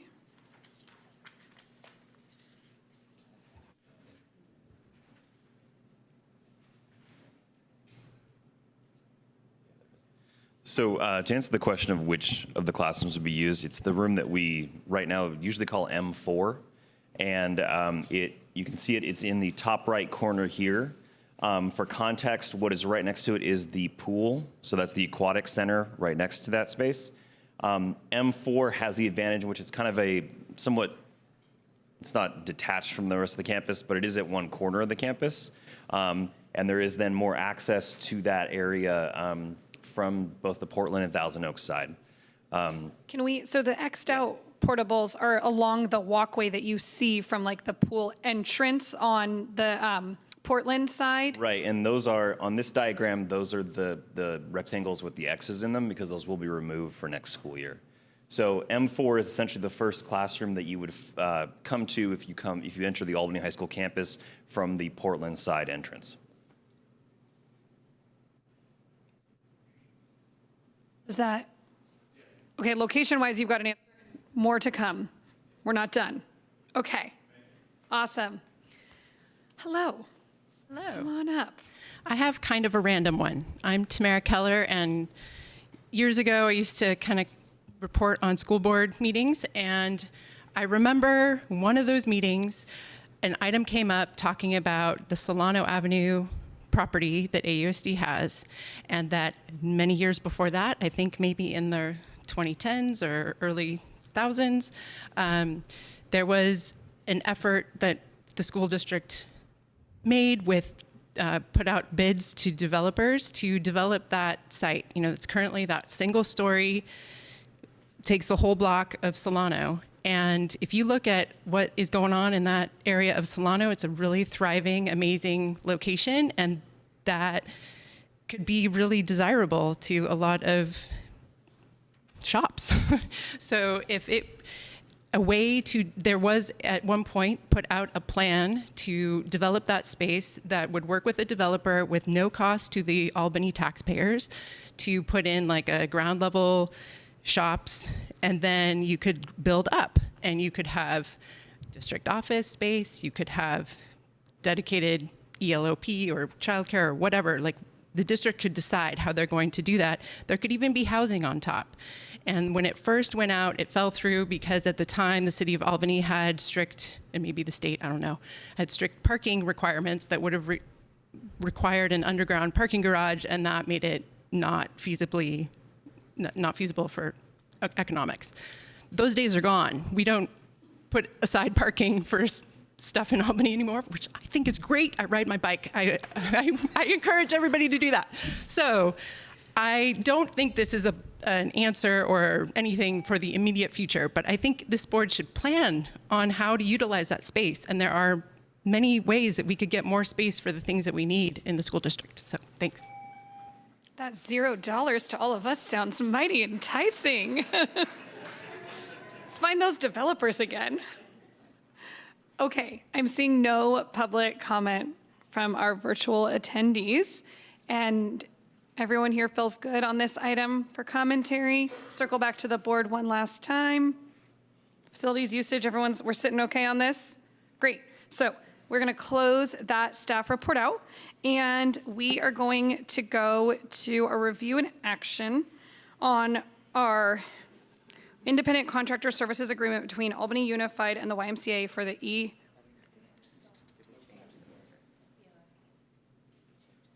Oh, sorry, there's the second staff report. My notes are covering it, I'm sorry. Our second staff report on that same topic. So first we'll have our staff report, and then we'll have our review and action item. Yes, tonight the staff report is on our ELOP plan, presented by my Assistant Superintendent, Dr. Shin. And just as a word of warning, we're going to do this one, and then we are going to take a little quick recess for everybody, just in case anyone needs to, stand up, and then we're going to come back in for our review and action. Right. Good evening, Board Trustees, Superintendent Wells, CVO Kim, District Leadership Team, site leaders, Albany educators, Albany community, YMCA partners. Wonderful to see all of you. Thank you so much for being here tonight to learn about the district's plan to implement the Expanded Learning Opportunities Program. We truly appreciated all of the thought partnership, the feedback, and the questions that have contributed to the development of this plan, and look forward to our continuing collaboration to provide the best plan possible for our students. Next slide, please. The Expanded Learning Opportunity Program is a state initiative that has been conceptualized within the equity framework. How our state decides to provide targeted resources for our most underserved students is a direct reflection of our values as a society. As a state, we stand firm in our belief that it is a legal, moral, and civic responsibility for us to provide additional resources for students who continue to be disadvantaged within the system due to inequitable social structures and systems of privilege and power based on race and class. Students who are identified as English learner, socioeconomically disadvantaged, unhoused, and foster youth continue to be at the forefront of the access, achievement, and opportunity gaps. And the pandemic environment was extremely challenging for all of our students, but it had especially a negative impact on our English learner and under-resourced students due to the lack of social, cultural, and financial capital of the families.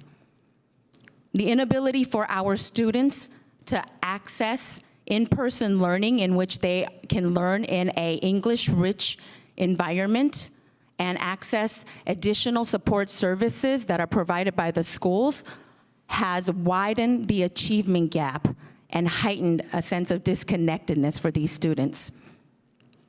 And the state, understanding this inequitable negative impact on these students, envisioned and visualized a program that could reconnect our students to the school community as well as mitigate that learning loss. And that program that they envisioned and provided resources for is the Expanded Learning Opportunities Program. And it is to the benefit of our most underserved students as well as all of our students. Next slide, please. It's not just me that is touting the benefits of this program. We have early implementers and adopters of this program that are reporting the positive impacts on our students.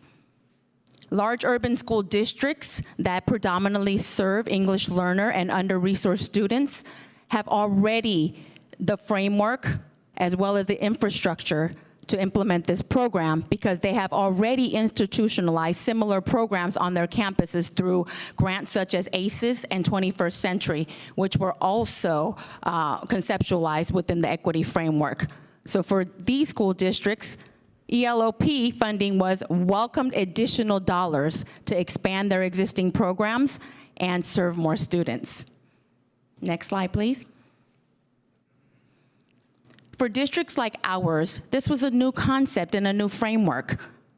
It took a lot of learning and a lot of grappling in order for us to figure out and envision the best program possible for our students within our capacity. We engaged in many, many, many hours of attending workshops, meetings, webinars that were held by state and county experts to learn about the law and best practices models. And we explored all of those options. We started with thinking about our very own highly qualified teachers. Again, understanding that our teachers are the most qualified to deliver the quality program that we want for our students, we wanted them to be at the forefront of delivering this program. After consultation with our site leaders as well as our educators, we quickly realized that the many added hours of work and days that it would require for our teachers to deliver this program would be an added burden that would cause burnout and additional stress that could potentially outweigh the benefits of their expertise. I was a longtime elementary teacher, so I know firsthand just how much energy and time it takes to plan and deliver effective instruction. So I put myself in their shoes and decided that, again, we could not ask that of our teachers, although they would be the best qualified to deliver this instruction. The second option that we explored was our ACC program. I've had the fortunate opportunity to serve as the acting director for the ACC program for the past year because we have not had a director, and had the chance to get to know the program very well and have come to really care about our staff and, of course, love the children that we serve.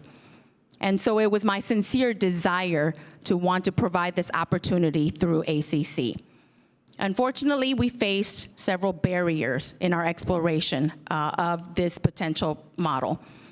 First, it was next to impossible to hire qualified staff, qualified paraeducators to deliver the program. Obviously, in order to expand ACC, we'd have to hire lots more paraeducators that could provide the program. If you look on EdJoin today, which is the largest job search engine for educators, there are myriads of school districts still advertising for paraeducator positions for the ELOP that are being unfilled and unanswered. So unfortunately, we did not receive many applicants for that potential hiring process. Another barrier that we faced was, although the state allows for us to combine programs and expand existing programs, it requires for us to adhere to the more strict and stringent guidelines of the two programs. ELOP has a staffing ratio guideline of 1 to 10 in TK and K and 1 to 20 in 1st through 6th. ACC has a requirement of 1 to 8 in TKK and 1 to 14 in 1st through 6th. And therefore, in order to adhere to the ACC staffing ratio, we would have to hire many, many more teachers, which would increase the cost in staffing and decrease the number of students that we will be able to provide service to. And again, our goal is to provide service to as many students as possible. So then we look to the third best practices model, which is to partner with a CBO, a community-based organization that has a proven record of success and has the experience and the trained staff to deliver this program. We were fortunate to receive RFPs from 4 different potential partners. They provided a proposal We met with them to learn about their program. We visited their programs in action and in school districts that have already implemented it. And after a rigorous review process, it was a no-brainer for us. We realized and knew that YMCA would be the best partner for us. Understanding our long-standing partnership with them. They have been partnering with AUSD since 1979. That's over 4 decades of partnership.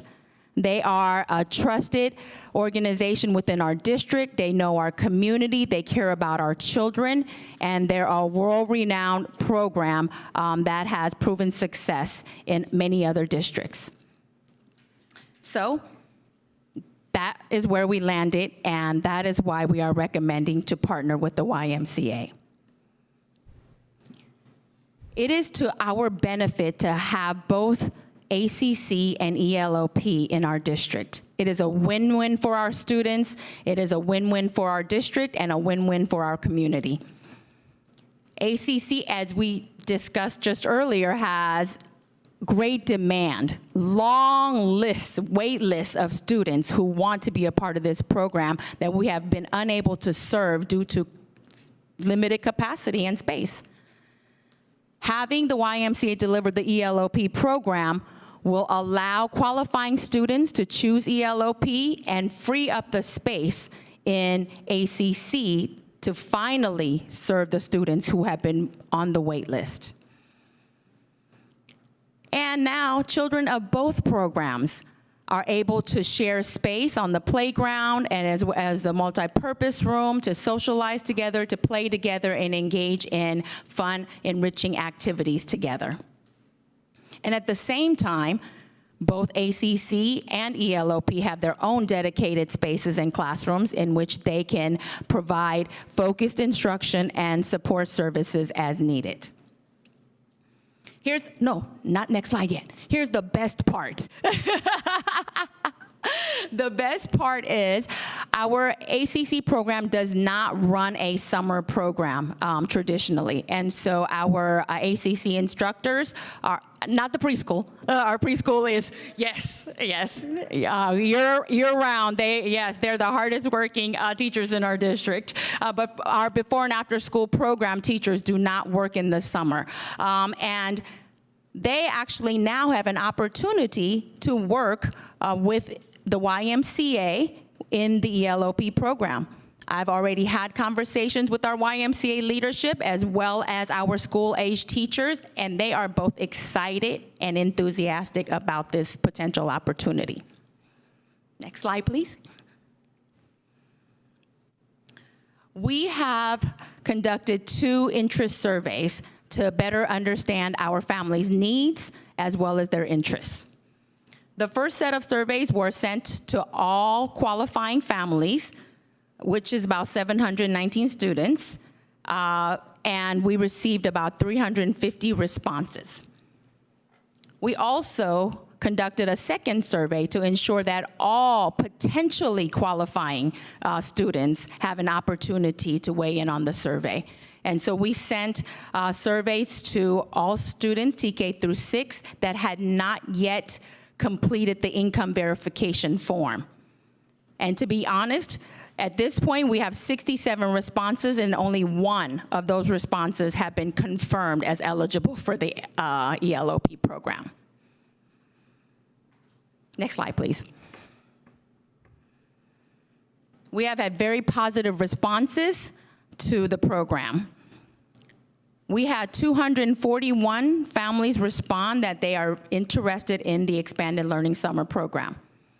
But when asked, would they attend the 9 hours each day, which is a requirement of the ELOP, only 175 responded yes. Next slide, please. We also had positive responses for our before and after school during the school year program. When asked, are they interested in the program, 263 responded yes. But again, when asked, would you attend the full program each day, the responses were reduced to 226 saying yes. Next slide, please.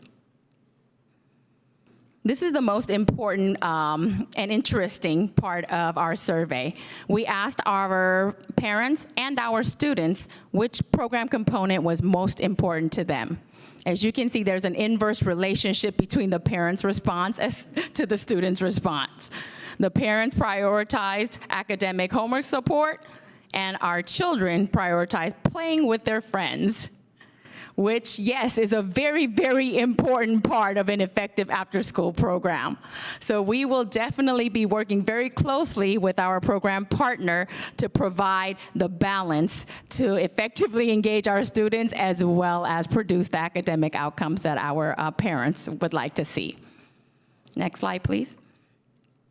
We have worked with our site leaders to designate classrooms for ELOP. As you can see at AMS, we have one classroom in the courtyard area to serve our students. At Cornell, we have one classroom space, the multipurpose room and the playground. At Marin, we have a classroom, multipurpose room and the playground space. And at Ocean View, we have two classrooms, the multipurpose room and the playground space. And should we partner with the YMCA? They have a gymnasium on Kane Street, which is very close to Cornell Elementary, that all of our schools can access. Next slide, please. Here is a potential class configuration for our summer program. And our summer program will be offered on one campus for all of our students at Ocean View. And we are targeting to serve about 200 students in grades TK through 6. And the potential configuration is about 20 to 25, and in the upper grades to 30 students in each of the classes. And again, this configuration will vary and adjust depending on the number of students that are applying at each of the grade levels, as well as their needs. And the summer program is scheduled to begin on June 19th to go until July 28th for a 6-week program. Next slide, please. All right, this is the part that takes rocket science to really understand. Due to our many differing schedules for TK, kindergarten, early bird, late bird, first through third, fourth, and fifth grades, we have many different configurations of students that would be in one space at a time. And actually, it is to our advantage because we will not have too many students in one space at a time because of the differing schedules. So here is a sample schedule and potential class configuration for Cornell Elementary. So again, we are targeting to support about 50 students at Cornell Elementary. Potential grade level configuration being about 10 students at TK and K, about 30 students in first through third, and about 10 students fourth through fifth. At the same time, again, this could be adjusted based on the number of students that apply at each grade level, as well as their needs. So let's start from the morning. From 8:30 to 9:30, the only students that would need the program are our late bird kinder students, which would be about 5 students, and our late bird first through third students, which would be about approximately 15 students. So in total, about 20 students in a classroom. From 9:30 to 1 o'clock, all of our students will be in class, so there is no need for the program. Starting from 1 o'clock to 1:55, we have students being released from early bird K, which is about, as well as TK being released from their school day at 1:30, which makes a total approximate number to be about 5 to 7 students. So again, about 5 to 7 students from 1 o'clock to 1:55. From 1:55 to 3 o'clock, we have the rest of our kindergarten students being released and the early bird first through third students being released, with a total of about 25 students in that classroom space. It's after the 3 o'clock hour, 3:05, when the rest of the students are released, again, all fourth and fifth grade students as well, that will have the total 50 students in the program. But at this time, now we have access to the multi-purpose room as well as the playground space. So we have 3 different spaces to provide support and services to the 50 students, which is ample space. Next slide, please. So this is the same schedule as well as potential configuration for Marin Elementary, except the difference here is that we would be serving about 40 students at Marin Elementary. So again, it brings down the number of students that need to be in the same space at the same time. So there is ample space to provide services to all students with a maximum of about 20 students at a time in a classroom. And again, having the use of the playground as well as the multi-purpose room after 3:05 when all 40 students are within the program. Next slide, please. Here's the sample schedule as well as potential class configuration for Ocean View. We are targeting to serve about 70 students in Ocean View.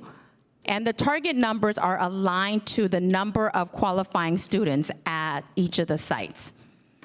Although we are serving more students at Ocean View, we have more space at Ocean View. We have the utilization of 2 classroom spaces to serve 70 students. So as you can see, at a maximum, we will have about 40 students being serviced at the 1:55 to 3:05 hour in 2 classroom spaces, which means about 20 students per classroom. And then when all the rest of the students are released after 3:05, we have the multi-purpose room as well as the playground and the 2 classroom spaces to serve all students. This also allows for ample space to serve all students. Next slide, please. Okay, now that we know how many students we'll be serving and the spaces that they will be in, we'd like to share our registration procedure should we partner with the YMCA. Again, the YMCA will be taking the lead on sending out the applications to all of our families, and our families will return the applications to our enrollment office on 2016 Solano or to their school site offices. And once these applications are returned to us, then we will be reviewing the applications to prioritize academic needs, counseling referrals, student success team, cost team referrals, and taking a look at accurate grade level configuration. And we will also be time stamping these applications in order to prioritize based on people meeting deadlines if need be. Again, our goal is to serve all students that apply. And it's as reflected in the interest survey. If those numbers are true, we are pretty close to the target number and the number of students who are interested in being a part of the program. Okay, now I'd like to call up our potential partner, CEO and president of the YMCA, Fran Gallardi. Okay, thank you, Ann. And Michael Sines, who's given the last 2 presentations, is in Cleveland. His great aunt is turning 80 today, actually, so we gave him the day off. A little bit about the why. I know you all know the song, but a little bit about our why. In the last decade, we've spent the better part of 10 years actually merging all the activities of the YMCA's under one corporate roof. Some of you may know us as the Berkeley Y. That was 10 years ago. Then you know us as the Y of the Central Bay. Now we're the YMCA of the East Bay. And I'm going to tell you a little bit about what we've been up to and how that fits into what you're trying to accomplish here with ELOP. Before I even launch into the why, though, there's 3 really key points that I want to make. We're in a lot of school districts, and there's one thing that we know about school districts. You're trying to meet lots of needs. You've got great teachers. You probably have multiple after-school programs, they're all very good. Everyone wants a limited amount of space and activity. So our theme generally across the board in the YMCA of the East Bay is about partnership. Now, partnership is a little bit like marriage. There are good days and there are hard days. But we try and lead with transparency. We really want to find out what the needs are and how we can be a part of a successful forward-moving motion in terms of what's going on. It's difficult some days, but actually, when you sit down and you really find out what different groups need, there's always compromise, and we always come up with better solutions. The second thing is, if you're going to read any book that will ground you in the ELOP philosophy, it's Our Kids by Robert Putnam. In that, he talks about the massive growing inequality gap, and I think ELOP is our governor's vision on bridging the opportunity gap. And I just want to really stress that it's not just academics. Kids with resources get all kinds of things: soccer, music, piano. They have boundless opportunities, and kids from the other side actually have limited after-school opportunities and also limited enrichment opportunities, which is a big part of the bridge that we're trying to build here. So now we'll get into, this is us, our proposal to why Albany Unified School District Partnership, where every kid can grow, learn, and thrive. Next slide. So our mission, and this is a new mission statement, anointed in 2018 after the last merger. It had a lot of other things in it. We wanted to shorten it and have it really to the point and speak to the work that we do. Our mission is to empower youth, advance health, and strengthen communities. And in 2018, we adopted 3 key strategic priorities. People think because we're the Y, we will do anything under the sun. People call us for crazy stuff all the time. And we found out to get good at anything, to get really good, you got to stay in your lane. So our 3 priorities are early childhood impact. We exploded serving lower-income families during the pandemic. We're in 25 different locations doing Head Start and early Head Start. Youth development with a big emphasis on before and after school programming on school campuses and healthy communities. Everyone knows about the Y. Ours is right around the corner. It's a hop, skip, and a jump from Cornell, so it'll be an easy walk if we need a new activity space. We heard you loud and clear. We want to protect teacher spaces, as much as we can. We'll want to be a part of that. And we thought, right after the last board meeting, I called the Albany Y executive director and said, you've got a great big 2,000 square foot gym.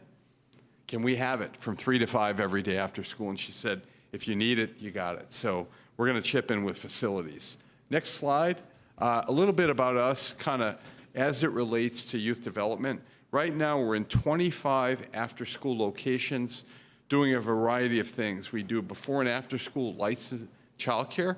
We do ELP, which is a precursor to the ELOP program. The ELP program is baked in the legislation. It's got to keep rolling. You probably know that. ELOP is an expansion of that idea because, as Ann said, there's a lot of kids that need the services that aren't getting them right now. We've been here in Albany, serving Albany Unified since 1979, and we're a forerunner in ELOP. And this has really been kind of interesting because we've been brokering these conversations, really prioritizing the districts that we serve right now. Everyone wants to do this right now. And a lot of districts that don't necessarily have ELOP, ACES 21st Century, are getting this stuff off the ground right now, and they're calling. So we are prioritizing districts where we have partnerships. So a little bit about being a forerunner in ELOP.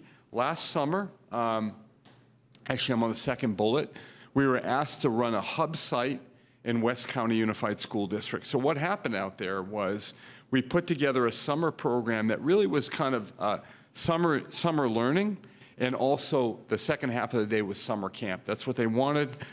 We were overrun with registrations. They had to shut us off. We filled up Sheldon Elementary and ran a really successful program that could be a model, but the communities are all a little bit different, so we have to really pay attention to what those differences are. In Fremont Unified School District, we've been talking to them for about 1.5 years, and they were trying to find their way through the ELOP programming. We do before and after school licensed childcare. So what we said to them was, rather than run a segregated program, why don't we integrate our childcare program with the ELOP? Took a little while, but we're actually in 4 sites right now. They want to expand to 7 and perhaps 8 next year. So the big difference there is we separate the kids for the academic skill building and homework support because the needs are a little bit different than your standard homework support for a kid that has lots of resources at home. And next year, we'll be running the TK and K ELOP program in San Ramon Valley School District at 2 school sites. So we're out of the gate with this. We're learning as we go, and I think that's one thing I really want to stress is we're good at what we do. We think you're really good at what you do too, by the way. You have a hell of a school district. You should be proud of it. Great leadership team, lots of good people pouring their energy into the kids. Quite frankly, it couldn't be much better, right? But the ELOP program is going to evolve, and I actually think it's going to transition, and there are going to be some things like the intercession pieces that they might actually peel away and go away. There's a movement going on right now legislatively to get rid of those, partly because our teams need a break too. You can't run them 52 weeks out of the year. You've got to schedule breaks. So that's what they're looking at right now. So a little bit about our ELOP program, which, by the way, is a lot like what you do, and we do it in before and after school childcare. These are the core elements of our program. First of all, it's really well structured. Kids get to count on a routine, a schedule. They love that, and they thrive within that routine. Academic skill building and homework support are a core part. ELOP, though, you really want to lift up. It's not sort of purely an extension of the school day. ELOP is designed to do other things academically so the kids could explore activities they might not normally get. Social and emotional learning, there's lots of ways that we do that, all the way from group circle and check-in to the way that we interact with the kids. Play and movement, where the why, right? Play and movement, of course we do that.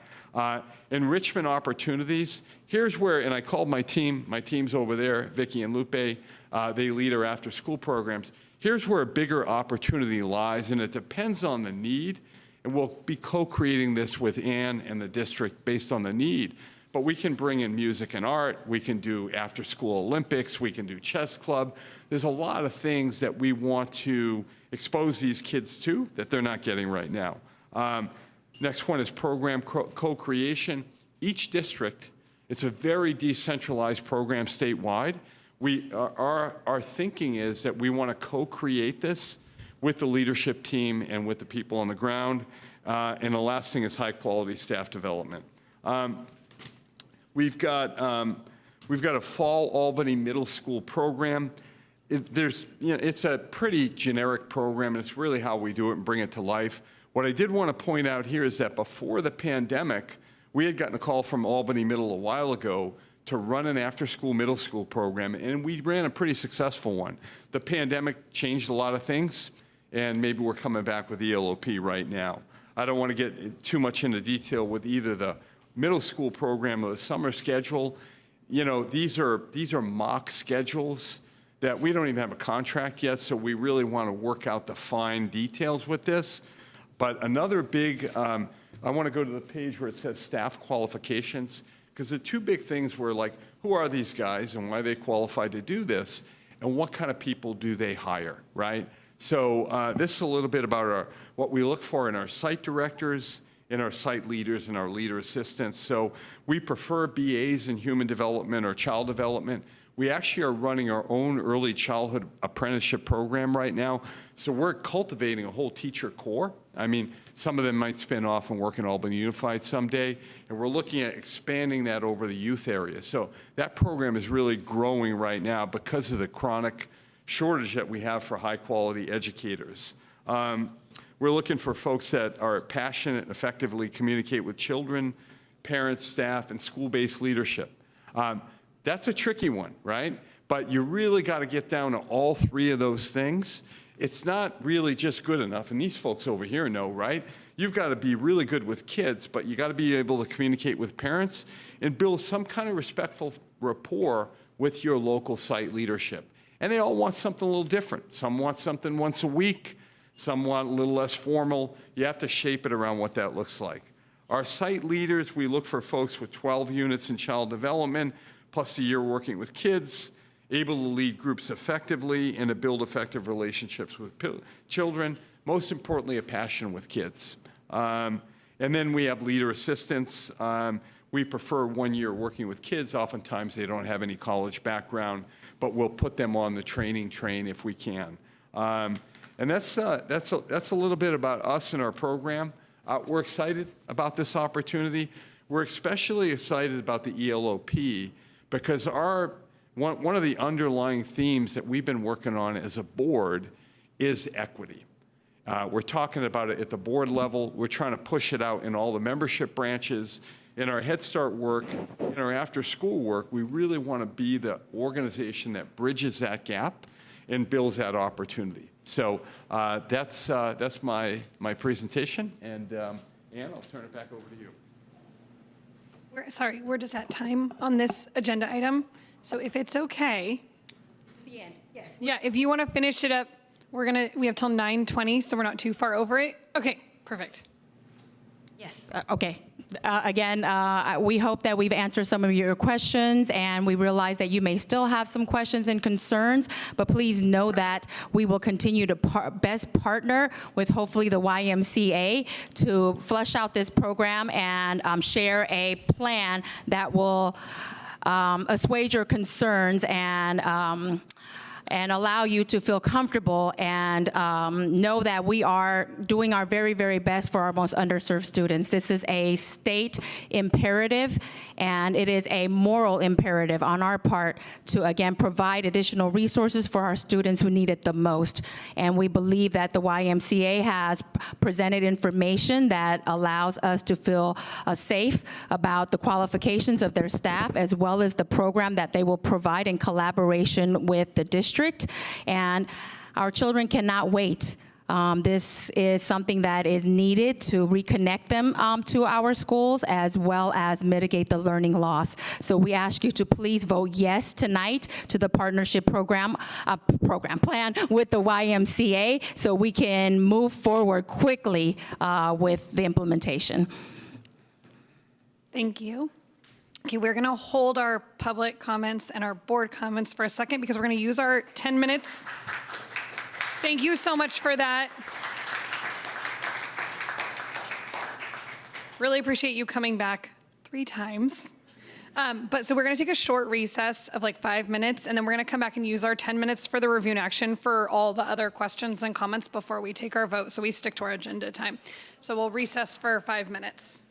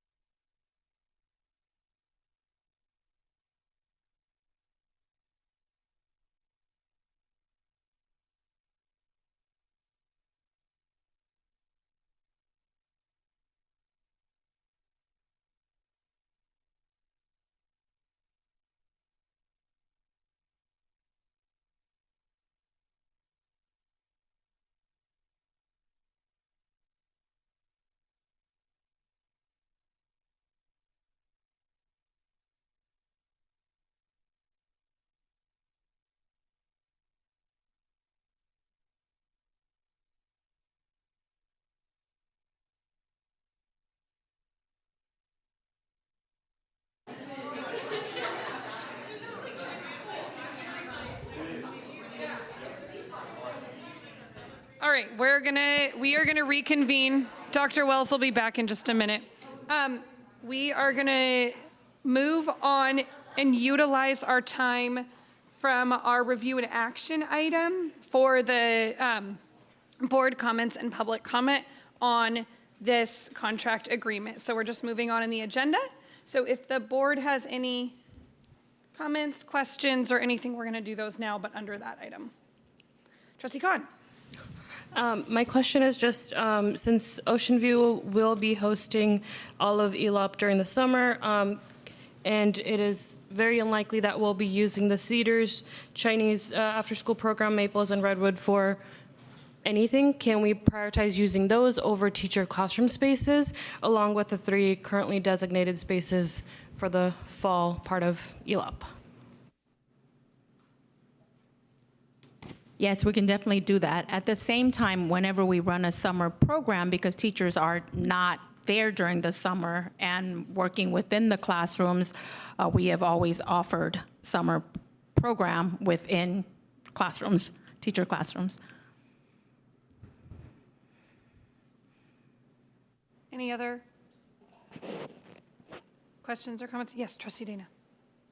How many students are going to be moving from ACC into ELOP? Do we have an estimate of that?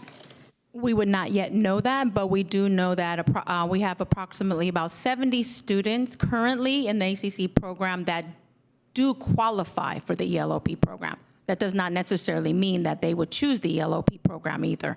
How many? Approximately 70. District-wide? Yes. And then just a follow-up, do we know that we have usually at least 70 students on the ACC wait list that would be filling up those spots? Yeah? Yes. Okay. That's good to know. Thank you. You're welcome.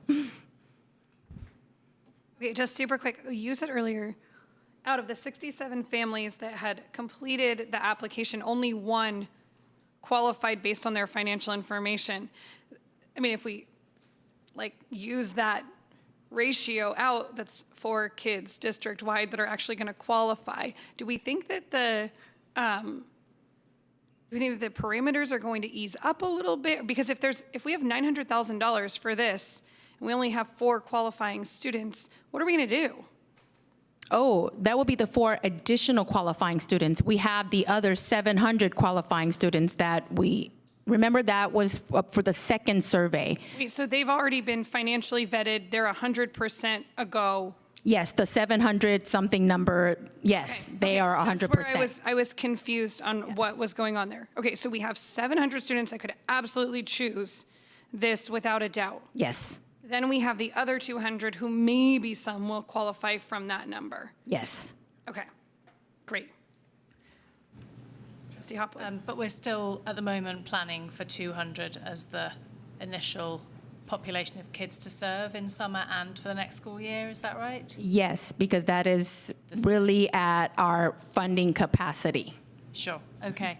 And I just had a comment. I just wanted to thank Mr. Galletti. Thank you again for presenting, and thank you, Dr. Shin, for presenting and clarifying. And I feel like we had much more information this time just about how this might look a little bit. And I know you said it was more like a template, like a model, day kind of curriculum. And I just wondered, are we going to have an opportunity at some point to, hoping that we, approve this contract now and that we can move forward with planning, will we have another opportunity to sort of see the process or to see how this takes shape? Because I know that as a community, you talked about leading with transparency, and I absolutely agree with that and appreciate that and would like more of it, and also just collaboration, with the school sites and just for everyone to feel like they're really engaged and part of this whole process. So. I would say yes, and this summer will probably very much mirror what we did in West County Unified last summer. So once we got the agreement, then we started building the daily schedule and the extra activities and so on and so forth. Enrollment out there took off like a rocket ship. However, I would say this, in school attendance and after-school enrollment across the board is down right now. So, each district is a little bit different, so we want to keep you up to date on what the enrollment looks like, you know, what the launch looks like and what we're learning along the way. Absolutely, all the way through. Right after we do this, though, we really got to break. We got to go find staff. That is the number one job that we got to do. We got to go find the most qualified staff people that we can bring on board, and the time is shrinking right now. So that's what our biggest challenge is. Maybe we can help. We have, because we're reducing some of our programs, we would really love for the YMCA to consider some of our staff who are having their hours reduced or looking for summer employment, be considered and then have training. Absolutely. Okay, great. They'll be referring. And then the last thing is, I think we are required under the state for the board to approve the program plan. So we will see the program plan once it's developed, and we will have a review and discussion and action item on that. Yeah, well, it's a few ways we can do it, but the state has a template that we are required to fill out with all the essentials, and we'll be bringing that back to the board in what fashion, whether it be on consensus or review and action. And we think maybe consensus, but we can talk about that further at our agenda review. Great. Okay. Trustee Khan. I know Trustee Hopwood already kind of touched on this, but I am wondering how and if it'll be possible to kind of monitor. I know these kind of programs are obviously very effective and they support our students, but just kind of, I am wondering if there's a way to see how our students are progressing when they first enter in, whether it's based off of like the report cards that the students receive at the end of the year, and then over summer and so forth, because I would like to see how it's supporting our students and how it can be made better, because we don't want to just say, oh yeah, here's a great program, and then not actually look at how our students are actually benefiting and what we need to kind of, over time, do we need to adjust anything? Do we need to change things? What does that look like? And are our kids making progress? Sorry. And initially, these will be simple. I don't want to overpromise here, but as we evolve with the district, there will be, and there's a number of different measurement tools that we can use. I would say that, grade point average improvement is not a big one. The two things that we're looking to do with this specific population of students we're trying to serve, improve, if you have a good after-school program, the statistics show attendance goes up during the school day. When attendance goes up, engagement improves, and grades go up. So it's attendance and engagement that we're looking at initially. So you can do parent surveys. There's a number of different, more complicated tools, but we want to co-plan that with the district. In the beginning, I think it'll be attendance and engagement that we measure as we sort of map how this program is going to evolve, and then choose the best tool. Not too many. You can measure too many things, but we want to be in partnership with Superintendent Wells and Ann on what they want to do. Yeah. I just want to caution us. We are not really remotely interested in doing this in isolation. This has to be a team approach with the school and after-school program. We don't want to treat it like a separate entity, but more of a holistic approach. There needs to be ongoing communication and articulation for if a student in particular need help on something specific, we have that open communication and follow-up and people to work with our tier program.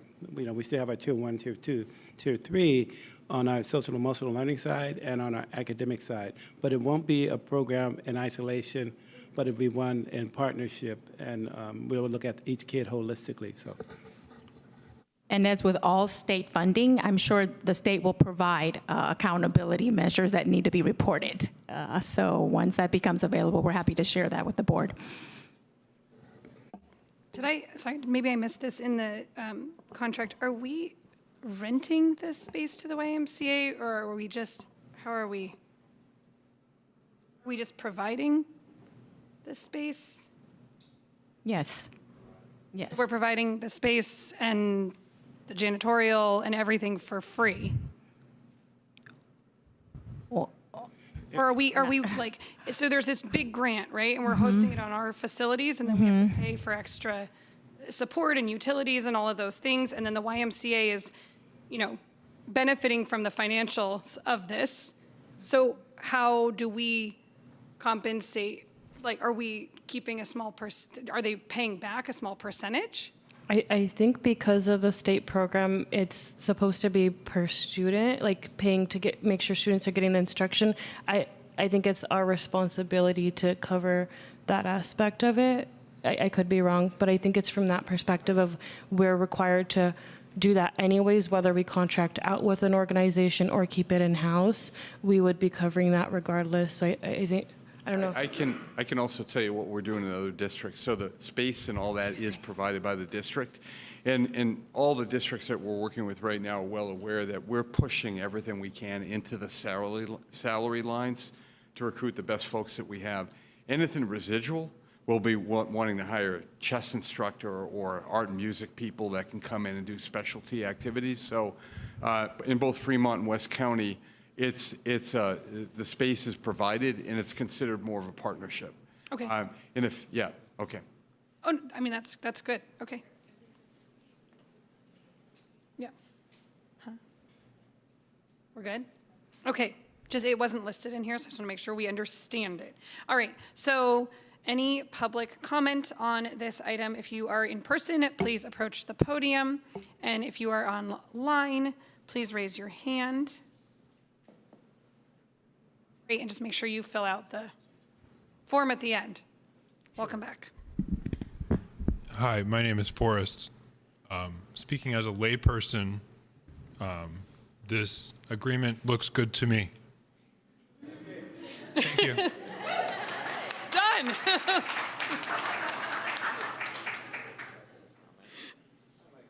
Please come comment at all of our board meetings. You are wholly invited back. Okay, any other public comments? We look good. All right, so we will now entertain a motion for this ELOP partnership contract. I actually had one more question. Oh, okay, ask away. How soon will the applications go out to family, or do we have like a range of how much time they'll have to submit those applications back, just because people don't always read emails or mail and all of that, and I just curious what that. We have not yet established that because we're waiting for the partnership plan, but we do want to get the applications out within the next week or so and provide, so that gives us maybe about a month to receive applications. Yes, we definitely want to do that once we plan the timelines with our partner. Okay. Yep. So I just wanted to make it clear that we're just voting to approve the contract as has been discussed, and that if any significant changes to this program were going to occur, that it would come back to the board. We did move to review and action to start this item. We opened this under review and action. Yeah, No, when we we came opened back it from from the the break under break. review and action. Yeah, Yeah. we closed that item and took our break, and then I moved us to review and action, and we're using our time for it because, which we're over now, we ran out of time on the last one. Yeah. Okay, so yes, if any changes come, but we have also not, we do not have a board-approved plan. So once we approve a partnership, Yes. then we will have the plan come back before us, which we will have to take action on as well. Okay? So public comment has actually ended right now. I'm so sorry, but we do need to stick to our schedule. So we're looking for a motion. We do not have a motion right now. I move that we approve the contract between Albany Unified School District and the YMCA for the Expanded Learning Opportunities Program. Second. Okay. All in favor? Aye. All opposed? Okay, so our contract passes unanimously. Third time's the charm. We will now move to our, to 12B, our second review and action item. We are having the bond measure B and E financial and performance audit reports. Of course, the bonds and financial audit report goes over to our CBO, Jackie Kim. Okay, thank you, Dr. Wells. So this item is to accept 21-22 bond measure B&E financial and performance audit report. So this report is not only the financial side, but also audited the compliance side. And our audit firm, Christy White, performed the audit service and prepared the audit report. And the auditor has issued unmodified opinion, which is a clean opinion with no findings. And the auditor is here this evening to present the report. Okay, so let me just. Are they already panelists, or do I need to? It did, I think, panel. Is it Sarah Blumberg and Valerie Shaw? Yes. Okay. Mhm.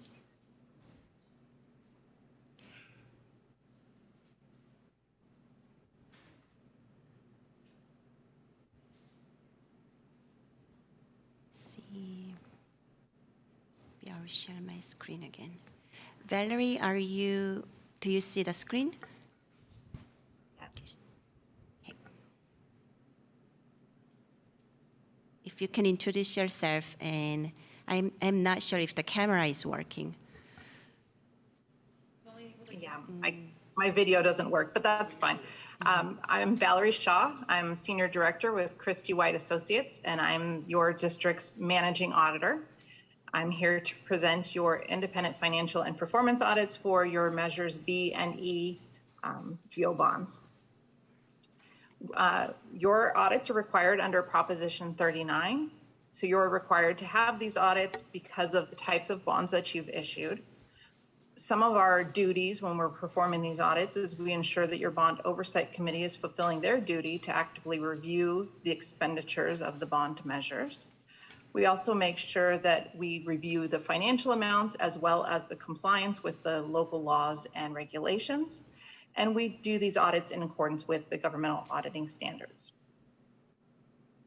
Some of the examples of tests that we perform is we verify the cash and county balances, and we actually contact the county treasury and we confirm that these balances are accurate. We review any related income, so interest income and that sort of thing. We also make sure that any material liabilities have been recorded. And we look at, if you had any new bonds, we would look at the proceeds. You haven't had any new bonds recently, but we would look at the proceeds for the issuance and make sure that those were properly recorded. We also test any bids that occurred, contracts that have been issued, payments that have been made, and change orders that occur. And if you charge any personnel expenditures to the bonds, we also look at the supporting documentation for that and make sure that the employees being charged to the bonds are appropriate and allowable. And then we finally test allowability of a significant number of expenditures. So to summarize the things that we've looked at for your bonds, for Measure B, we've reviewed that you have an ending fund balance in that measure of almost $3.3 million. We looked at investment revenue, so interest income earned on your funds of about $82,000. And then we looked at the expenditures that occurred for Measure B, and during the year ending in 2022, you spent about $11.5 million in that measure. And then for Measure E, you had approximately $10.5 million remaining, about $125,000 in interest income, and spent approximately $9.5 million during the year. We reviewed internal controls and we noted that there were no significant deficiencies, which is great. And as Jackie mentioned, that means there were no findings. We tested approximately 53% of your Measure B expenditures and approximately 45% of your Measure E expenditures, and we found no exceptions. We tested allowability of your personnel that were charged without exception. And to follow that up, we also noted that there were no personnel being charged to Measure B. There were no contracts awarded during the year for Measure B, and we tested one of the 3 contracts that were issued for Measure E.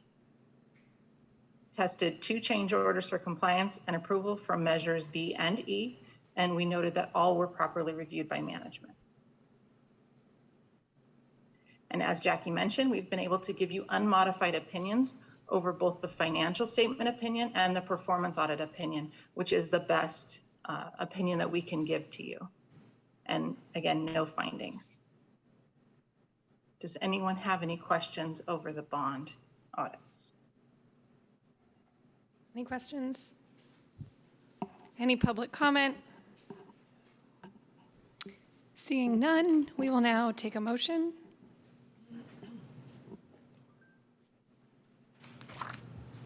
Does is, got it? I move that we accept the 2021-22 bond measure B and E. And I'll second. All in favor? Aye. All opposed? The bond passes unanimously. Audit report. Let's pass another bond. It's my mistake. It was on the other side of the page there. The audit report. All right. Great job to everyone who kept that under control. We will now move on to our item 12C, which is a reduction of classified services. Thank you. Just waiting for the item. So this resolution is something that we sort of bring annually to reduce the classified services that are being funded through soft monies, such as school care. In this instance, we have, can we scroll a little bit, please? We have some clerical FTE that we were funding through COVID dollars that we added to the elementary sites when the Delta variant was around and they needed a lot of support. And the library technician positions are funded through school care. The paraeducator positions, so those little fractions are funded through a TK grant. And since TK's schedule is moving from an AM/PM model to like an extended day, we're just shaving a little bit off of that. All right. Any questions? Any public comment? Seeing none, we'll take a motion. Right, I'm going to redeem myself. I move that we approve resolution number 2022-23-32, reduction of classified services. I'll second. All in favor? Aye. All opposed? Seeing none, that resolution passes unanimously, and we will now move on to the AUSD district office move back to Albany. Tonight is a review and discussion, and this will come back next meeting as a review and action. Thank you, Madam Chair, President Davidson. Tonight, we're looking at our district office relocation plan. The presentation tonight will describe a plan and a timeline to move district office from Berkeley back to Albany. Keep in mind that last year, one of our district-wide goals, and we have 5 of them with a bunch of objectives, is goal number 5, objective 3. Move the district office back to Albany. I was tasked with that order last year and was able to get a reprieve and have it tabled to the upcoming year, which is this year. And so we went through a number of iterations of possible relocation scenarios, knowing that this was not going to be an easy task. But what we did, we took the input from pretty much all the major stakeholders who would be impacted, and they helped guide our proposal tonight. Next slide. AUSD is committed to moving the district office back to Albany for a number of reasons, but one here is noted: to better serve our community and for the numerous workflow efficiencies created. History of the district office location, we think that's important. Once upon a time, about 12 years ago, district office was located at Carnell in the area called the Annex. That's really attached to the school. And district office was there up until 2010 when Carnell enrollment started reaching about, I think it was 450 students, 420 to 450, and they needed more space to just operate and function as a school. And so the district office moved to the University Village and was there until 2018. And then from 2018, it moved to 819 Bancroft in Berkeley, where we're currently located. Well, we've been there and realizing when we went there it would only be temporary, but we've been there for 5 years. And our lease ends this August 2023. We already have people ready to take our place as we vacate. And we're sure that they'll be paying a much higher rent than we're paying. Next. What was the long-term plan? Ballot language on our bond measure included the district office. Full statement you see clearly state that the district office is a funded project. And despite it being a funded project, we want to be very reasonable and as we move and limit the amount of funds that we would put towards this, because we prefer the funds to be used on the spaces where kids are and staff. Ultimately, it was determined the most of the DO's office needs can be accommodated in older buildings. Has enrollment decline created space for the district office? We say yes and no, and yes and no, and no and yes. So if you think you were confused before, you ought to be really confused until we finish this piece. The new state-mandated expanded learning opportunity program that you just heard about needs dictated space at each elementary school and AMS. This need could not be anticipated during construction design. This is new legislation in the last couple of years.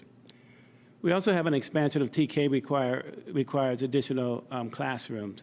And at the time of construction, that was not anticipated. The many temporary classrooms, known as portables, that the district has relied on are no longer suitable. They're being removed permanently. AMS East Side portables are at the end of their lifespan, where they currently occupy staff parking, will be relocated sometime in June, July. And then we have portables adjacent to Albany Aquatic Center, where Marin fifth graders are housed, will be relocated. And that property is a city property, and they're very generous in working with us and letting us use their property. Where's the space at the DO? District has examined all sites to locate space that would improve efficiency and have the least impact on students. That statement may sound simple, but that was a real arduous task. As I mentioned earlier, we have been going through a number of iterations after multiple feedback, and then we had to go back to see what was best for our kids and staff, realizing that everybody had an opinion, and we had many more experts than we knew we had. But yet it was important to take that input, and that input helped to shape our decision along with some basic facts. Where do we have space? As Marin moves back to their new school space usage changes, and Albany High School will gain classrooms, and we talked about that, and you can see the bullet pieces here. The courtyard addition will provide 6 new classrooms that was spoke about earlier. And Module 4M4 was used as an office space with private bathrooms, facilities. It makes sense to devote this to a program that needs these facilities. And then Module 3, M3 will be will not be needed as an Albany High School classroom. Where's the space for the DO? As we continue having this discussion, as Marin moves back to their school space, usage changes. AMS will gain classrooms. Enrollment for 2016, 2017, at its peak was 919. Since then, current enrollment is 781, down 138. Oh, see, when you get older, your eyesight gets a little. And then third bullet, AMS will have an increase of 4 classrooms. We talked about that earlier, gaining 8 annex classrooms, losing 4 classrooms because of the portables that we're taking out, and then gaining the teacher parking lot, which is really good. And by the way, this plan, after much input from AMS, was applauded and appreciated, and the teachers let us know, including myself, that they appreciated that we took time to listen and reconsider and do something that would make most sense for their kids and their workspace. And we thank them for their patience and their tireless effort and that ongoing input, realizing that they might not get all of what they want, but that they appreciated that we listened and we considered their input, and it made it a better plan. And I think that's why they applauded that. And they made it clear that they were totally happy with that adjustment. So I wanted to note that. Trading places. Technology is in And at 904, well, that's really is the Cornell Annex, would prefer a ground level location. Adult transition in 1200 Solano spends majority of the time in the community and can utilize another location as a base. Now, unfortunately, transition program has been not treated well, in my opinion, in the last 10 years. Every year, it has a temporary location, and it has to move. The year before last, it was housed in an office. Can you imagine that? In an office. And so when this space was available, we're like, let's put them there for now until we figure it out. The good news, as we begin to become more forward thinkers, we said our transition program needs a permanent home. They really do. And so we're looking at M3 as their permanent home at the high school. But in addition to that, there's new legislation that Dr. Biggs could talk about that really make this more fitting. Currently, the transition program is more isolated. Being around other teachers and at the high school would make it more inclusive, more collaborating, and have an articulated component to it with the new legislation that allow our kids to get now regular diplomas. Dr. Biggs? Oh, I thought they had microphones down there. We got to get microphones and name tags down there so they have a professional setting and access to a microphone. Thank you, Dr. Biggs. Thank you, Dr. Wells. To continue off what Dr. Wells was referring to, starting next year, our students with most significant disabilities who would typically be leaving our school district with a certificate of completion will be will have the opportunity to work towards an alternative pathway for a high school diploma. This is huge for us within the world of special education because many of our adult students who leave public school after after the age of 22 without a high school diploma have really difficult times finding jobs. And so when California Department of Education put this together for beginning next school year for districts to have a plan in place to be able to offer a program for an alternative high school diploma, it was an amazing thing for our individuals with disabilities across the state. And right now we are working with our special education local plan area to figure out what this is going to look like. In minimum, it's students who are eligible who have moderate to severe disabilities that would be taking the California Alternative Assessment, otherwise instead of the SBAC or the CASP assessment. And they're afforded the opportunity to have the minimum California graduation requirements for the state level versus the local level that we have that we've developed for high school diploma here in Albany, as many districts have something that is much more than the state level, and that the course requirements are standards aligned. And so we're going to be working on what does that look like, what is our scope and sequence, starting with our students when they start their freshman year and building out up to an 8-year opportunity for them to when they turn 22, where they'd be able to work towards standards-based aligned curriculum and be able to receive a high school diploma by meeting the state minimum requirements for, I think it's 3 years of English, 3 years of social sciences, 2 years of math with at least one being an Algebra 1, as well as, I believe, one elective or I think a foreign language, and then a couple of other ones like PE as well.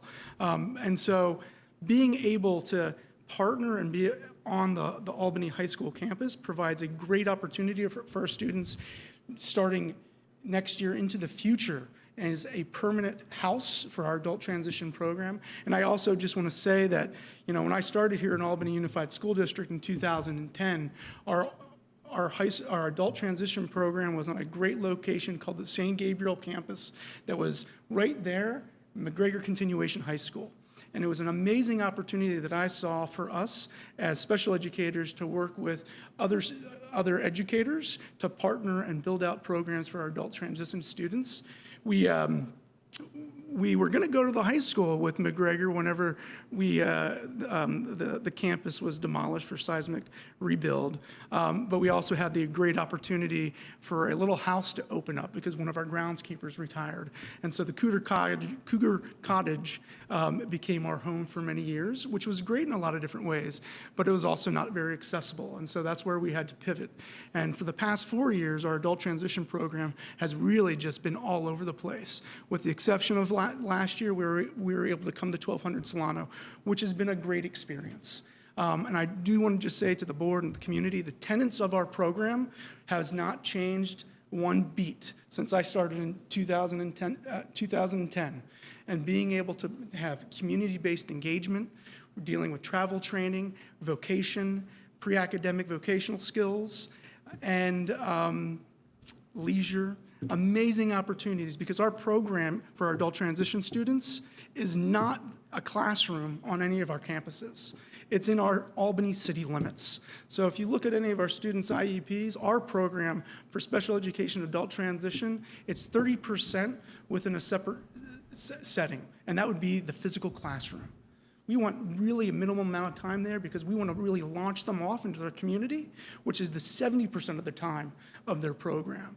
And so when I think about the transition program, I honestly think it could thrive in any one of our locations. And I think with this particular opportunity for a pathway for an alternative, right, the alternative pathway for a high school diploma, being at the Albany High School to be able to support that initiative is going to be amazing, as well as continuing to foster community engagement across Albany, walking to Solano, walking to San Pablo. So, Thank you. No, thank you, Dr. Biggs. As we talk about the transition program, I want to highlight again that the transition program needs a home, and they need to, again, move from being in isolation into a collaboration approach and being around teachers who can plan and mainstream, because one of the tenements of special ed is mainstreaming. And so being in isolation is not accessible to having that mainstreaming. And then also with the new legislation that allow our kids to get alternative certification and high school diplomas. Can we back up for a moment with trading places? So the technology prefer to be ground level, and so we're looking at the M building at the high school for them to have technology offices there, as we spoke of earlier. And Enrollment Center, we're proposing remain at 1216 Solano as a central location, very accessible to families, new families, and families in general. Next. Trading places continue. Technology can relocate, as just mentioned, to M3. The adult transition program can relocate to Albany M4. And then most special education roving staff and district support staff can move to the AMS Annex, where we have an office there and a classroom. And then the 1216 Solano and the Cornell Annex can house all district office personnel. And I want to spend a moment about district office personnel. I have 3 offices right now. I really do. I have an office at my home, I have an office in Berkeley, and I have my mobile office in my car. And I find all of them to be reasonably effective. But in some of our research, a few years ago, about 7 years ago, when we were having this conversation about district office relocation, we discovered, one of the board members, professor at UC Santa Cruz, brought to our attention that effective districts can maximize their effectiveness when everyone is in a professional working environment, where we're not sitting on top of each other and referring to district office staff, that all staff should be treated with dignity and space and deserve an opportunity to work in a professional environment to do the ideal work for both staff and kids. And so when we looked at 1200 Solano, we looked at the square footage. We're losing about, I think, something close to 1,000 square foot, but that's okay because we know that it takes sacrifice in order to have more of an ideal situation with district office relocating back to Albany where it belongs. And so we're looking at 1216 Solano site where we are proposing, where we keep the enrollment center, we will have the business services there, human resources, and some special education there. 1200 Solana would be the superintendent office, communication specialist location, executive assistant, and we will have our district-wide conference room where we have our meetings, our interviews, and where we come together to collaborate and have a workspace to do the work and ongoing meetings for that space that will be dedicated district-wide, not just for district office personnel, but other folks who may need it. And then Carnell Annex, upstairs, we would have the assistant superintendent, we would have executive director of student services and director of professional development. Next. And then summary of the other office moves, you can see up there, AMS Annex. It's posted, as you can see. Special education, multi-site staff, district nurse, data coordinator, teachers on special assignment, and then in the Albany High School M building again, you have technology department M3, and then adult transition M4. Next. And so schedule moves, we're looking at June, July, August. We have a whole lot of work to do there. The good news is, again, I want to highlight that we spent a lot of time with the AMS staff to get to a point where it worked, and it didn't work because of our ideals. It worked because our collective ideas. And the AMS staff was just, teachers and classified was just amazing with some things for us to think about and go back and rehash it and come up with a plan that they were excited about, we were excited about. It was way better than our original plan, and we won't pretend to be professional movers, but it took a whole village to get to a point where we were all feeling that we got an ideal plan moving forward with AMX. And we have the same thing for Carnell. We spent a lot of time with staff. We have settled on a plan that we're proposing to the board. And I wanted to share that because it took a lot of work behind the scenes with district office staff and staff out at the school sites to get where we are. And so it was an inclusive, collaborative piece. Full disclosure, our teacher in the transition program, she teaches 4 days a week, and then we have a sub once a week, want to stay where she's at now, and don't blame her. They invested a lot of time in making that a home spot for themselves. And we know that we all need to be in a space where we belong. And that's the only move that doesn't feel good. And I want to acknowledge that. And that aside, we still think this is the best proposal that we can come up for now, but we're keeping an open mind, and we're going to listen and take the board direction on where they might want us to go.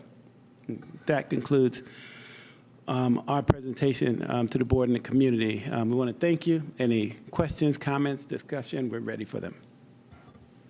All right, get your hands up. Vice President Boyd, would you like to lead off? Sure, this will be quick, and it actually starts right where Dr. Wells ended, so that's great.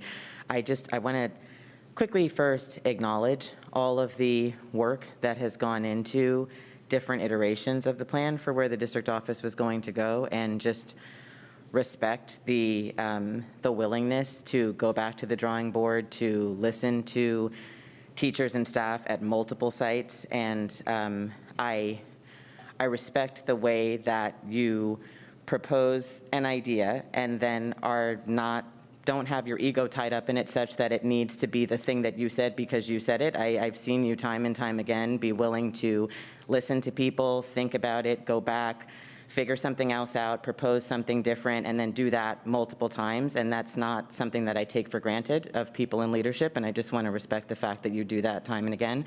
And I think that it results in better outcomes for our whole community, and I appreciate that because it's not something that everyone does well. And then just leading off of what you said, and I appreciate your acknowledgement of the struggling and the grappling with, how this proposed move would impact the transition program. And I want to acknowledge and appreciate the communications that we received from families of current students, of previous students, And I just want to encourage, I appreciate what you said about the fact that this is kind of the best attempt at this point, and that you're still, that the district is still open to continued conversation. And I just want to encourage, a real sit-down sort of conversation with the leader of the transition program. And because I can't, I appreciated Dr. Biggs' presentation, and I can see things that sound positive about moving into the high school, but I myself not being not having a family member in that program, not having personal experience in that program, I can't personally speak to what best serves the students who participate in that program or their families. And so I think the best way to know that is just to speak to them and to speak to the teachers and staff who are working with them. So I just want to encourage the district to do that, and before a plan is attempted to be finalized, so that we just really make sure that we are hearing all possible sides, working every possible angle to see if we can, get it to feel good in all the ways, not just, so that's it. Thank you. Trustee Hopwood. Thank you. I'm glad you spoke first. Yeah, I agree with everything Melissa said. So that's that. I had a couple of comments and a couple of questions. My comments were, Kat, I see you sitting here tonight. I'm so glad you came. Thank you. Neri, I appreciate your input every time you contribute. And something you said at the last meeting really resonated with me, which was about the 8 years at the high school, right? And that really, to be there for the 4 years of high school and then the following 4 years, it's like you're not really transitioning anywhere. You're just going to be staying there. And so, Dr. Biggs, I just wanted a little, sorry to make you walk all the way back to the microphone again, or you could just project, but I just wondered if you could explain a bit more about, because you talked about a new sort of alternative diploma perhaps, and we talked about 30% of the time being on site in a classroom. So I'm just curious, and you talked about it starting in freshman year of the first year. So I'm just curious how that 8 years, you sort of see that in your plans. I appreciate that. And, I think, again, we think about all scenarios with the work that has gone on this past year with our adult transition program and the great presentation that has occurred. It's really hard, I think, for everyone in the community to be thinking about this change. I do also want to say I am proud of our adult transition programs that weren't at 1200 Solano, that were at St. Gabriel campus, that were at our middle school campus. And I also think that having our adult transition program at the high school campus is not going to impact their educational benefit, but if anything, enhance it. And so while they may be on the physical location for 8 years, that is not really 8 years, because 70% of their day, they're out in the community. And it still is a launch, because our students at Albany High School have a bell schedule. I'm sorry, maybe Chris can speak to it a little bit better than I, because it's been a minute since I've been at the high school. 8:20 in the morning, ends at 3:05 in the afternoon or 4 p.m. in the afternoon. That is not the adult transition program schedule. It is a facility, it is a classroom, a physical classroom that they're there for 30% of the day, while the rest of the time they're out in the community. And so being on that classroom really being on that location really helps with the breaking down the isolation for our students, which I've seen before, which I've seen in the past 2 years, some isolation, but also for our teaching staff and our paraeducators to really have more coordination and support. And with this new bill of being able to have an alternative pathway for a diploma, it really is going to set us up for success down the road for our students to be able to have that access to those courses and that teaching instruction that would be done in collaboration between our two teachers from high school and our adult transition. I don't know the specific scope and sequence, what it's going to look like. I do know that every student's different, and we're going to have some students that are going to be able to excel and have an alternative pathway for a high school diploma much sooner than others. But an adult transition program isn't just one shoe fits all. I've had some students who may only come to the adult transition program for an hour a week, because they've progressed along their goals to the place of being so integrated in the community, and that is our purpose. Our purpose is to help our students be able to be independent in our community and be able to have that safety net of support. And so I see, when we think about the continuum of needs of our students, being able to have those needs with a safety net at that high school campus is going to be a benefit for them, while we continue to move throughout the other tenets of helping them build independence in the community. Thank you so much for that. Thanks. I hope that answered. Okay, you said you had a few other questions. Was that it, or do you? No, that was it? Okay. Trustee Khan? Yeah, I was going to say, Dr. Biggs, if you want to walk back, because my question actually is, thank you.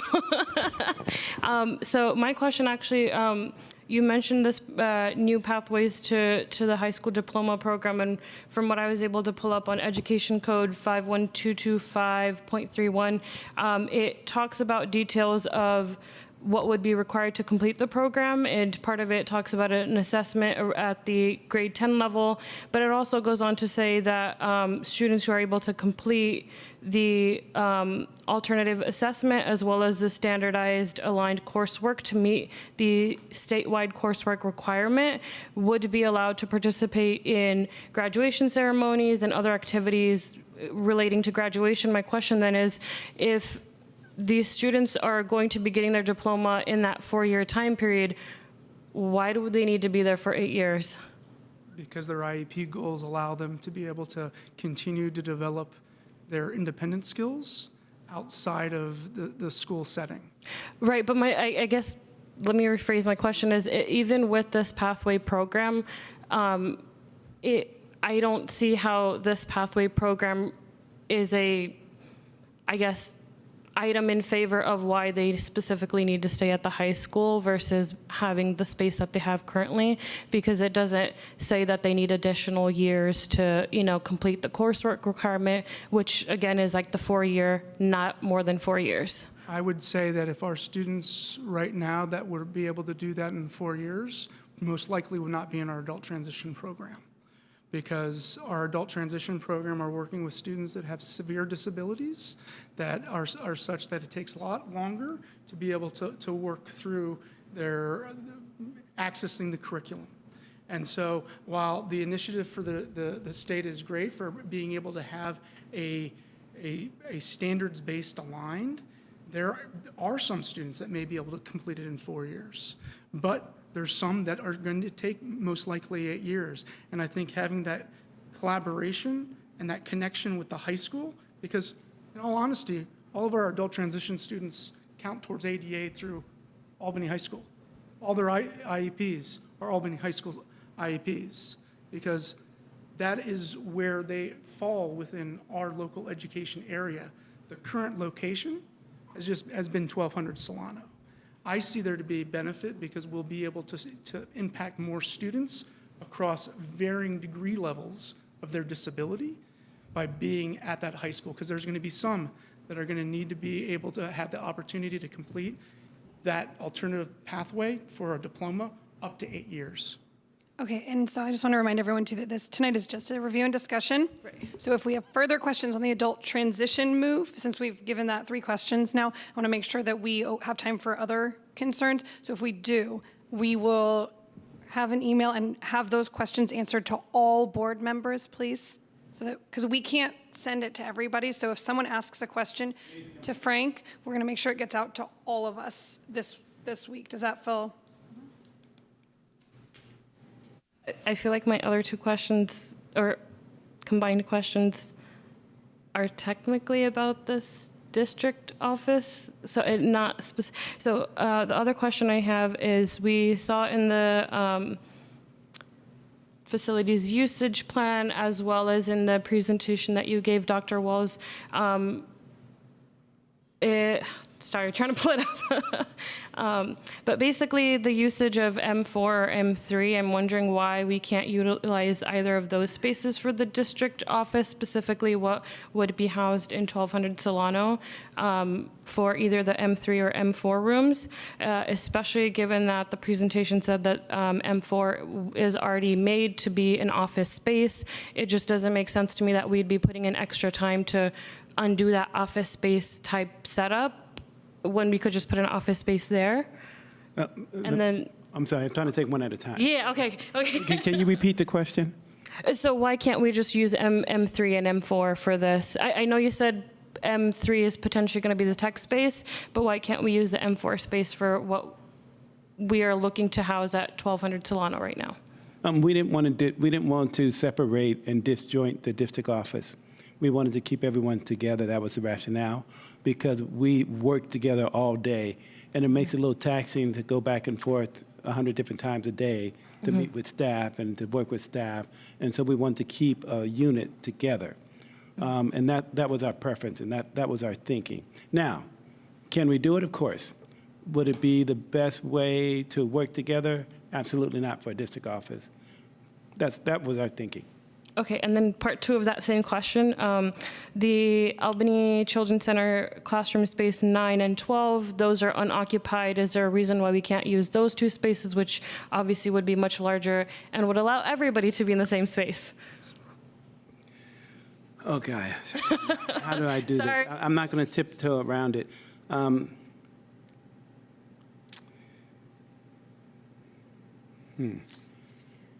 720 Jackson, the spot you're referring to in terms of the buildings and the dilapidation and all the work that has to go in there, we're not comfortable putting any more people in there right now.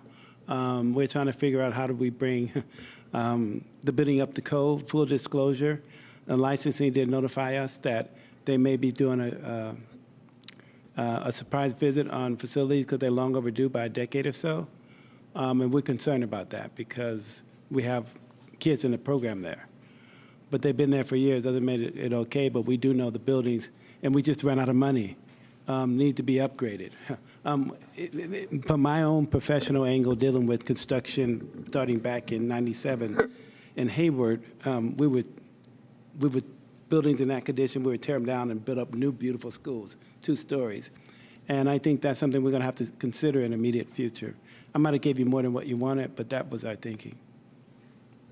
And I guess not exactly a question, but just kind of a comment, because I want to make sure we get to public comment, but I think for me, it does concern me that we're trying to put the transition program at the high school for 2 reasons. One, unfortunately, as much as I love our high school kids, kids can be mean. And I have seen on multiple occasions, I've only been to the high school a handful of times, and every single time I have seen students with special needs being made fun of or students being rude to them. And you just see it happen and nothing is done about it. And I don't see how putting our transition program there will be helpful for our students' mental health or just their ability to focus on what they need to do. I understand that they're going to be there for like X amount of hours and they won't be there full day like the high school kids, but it does concern me very much that they would be put in a place that, again, would potentially bring back potential traumas that they have already faced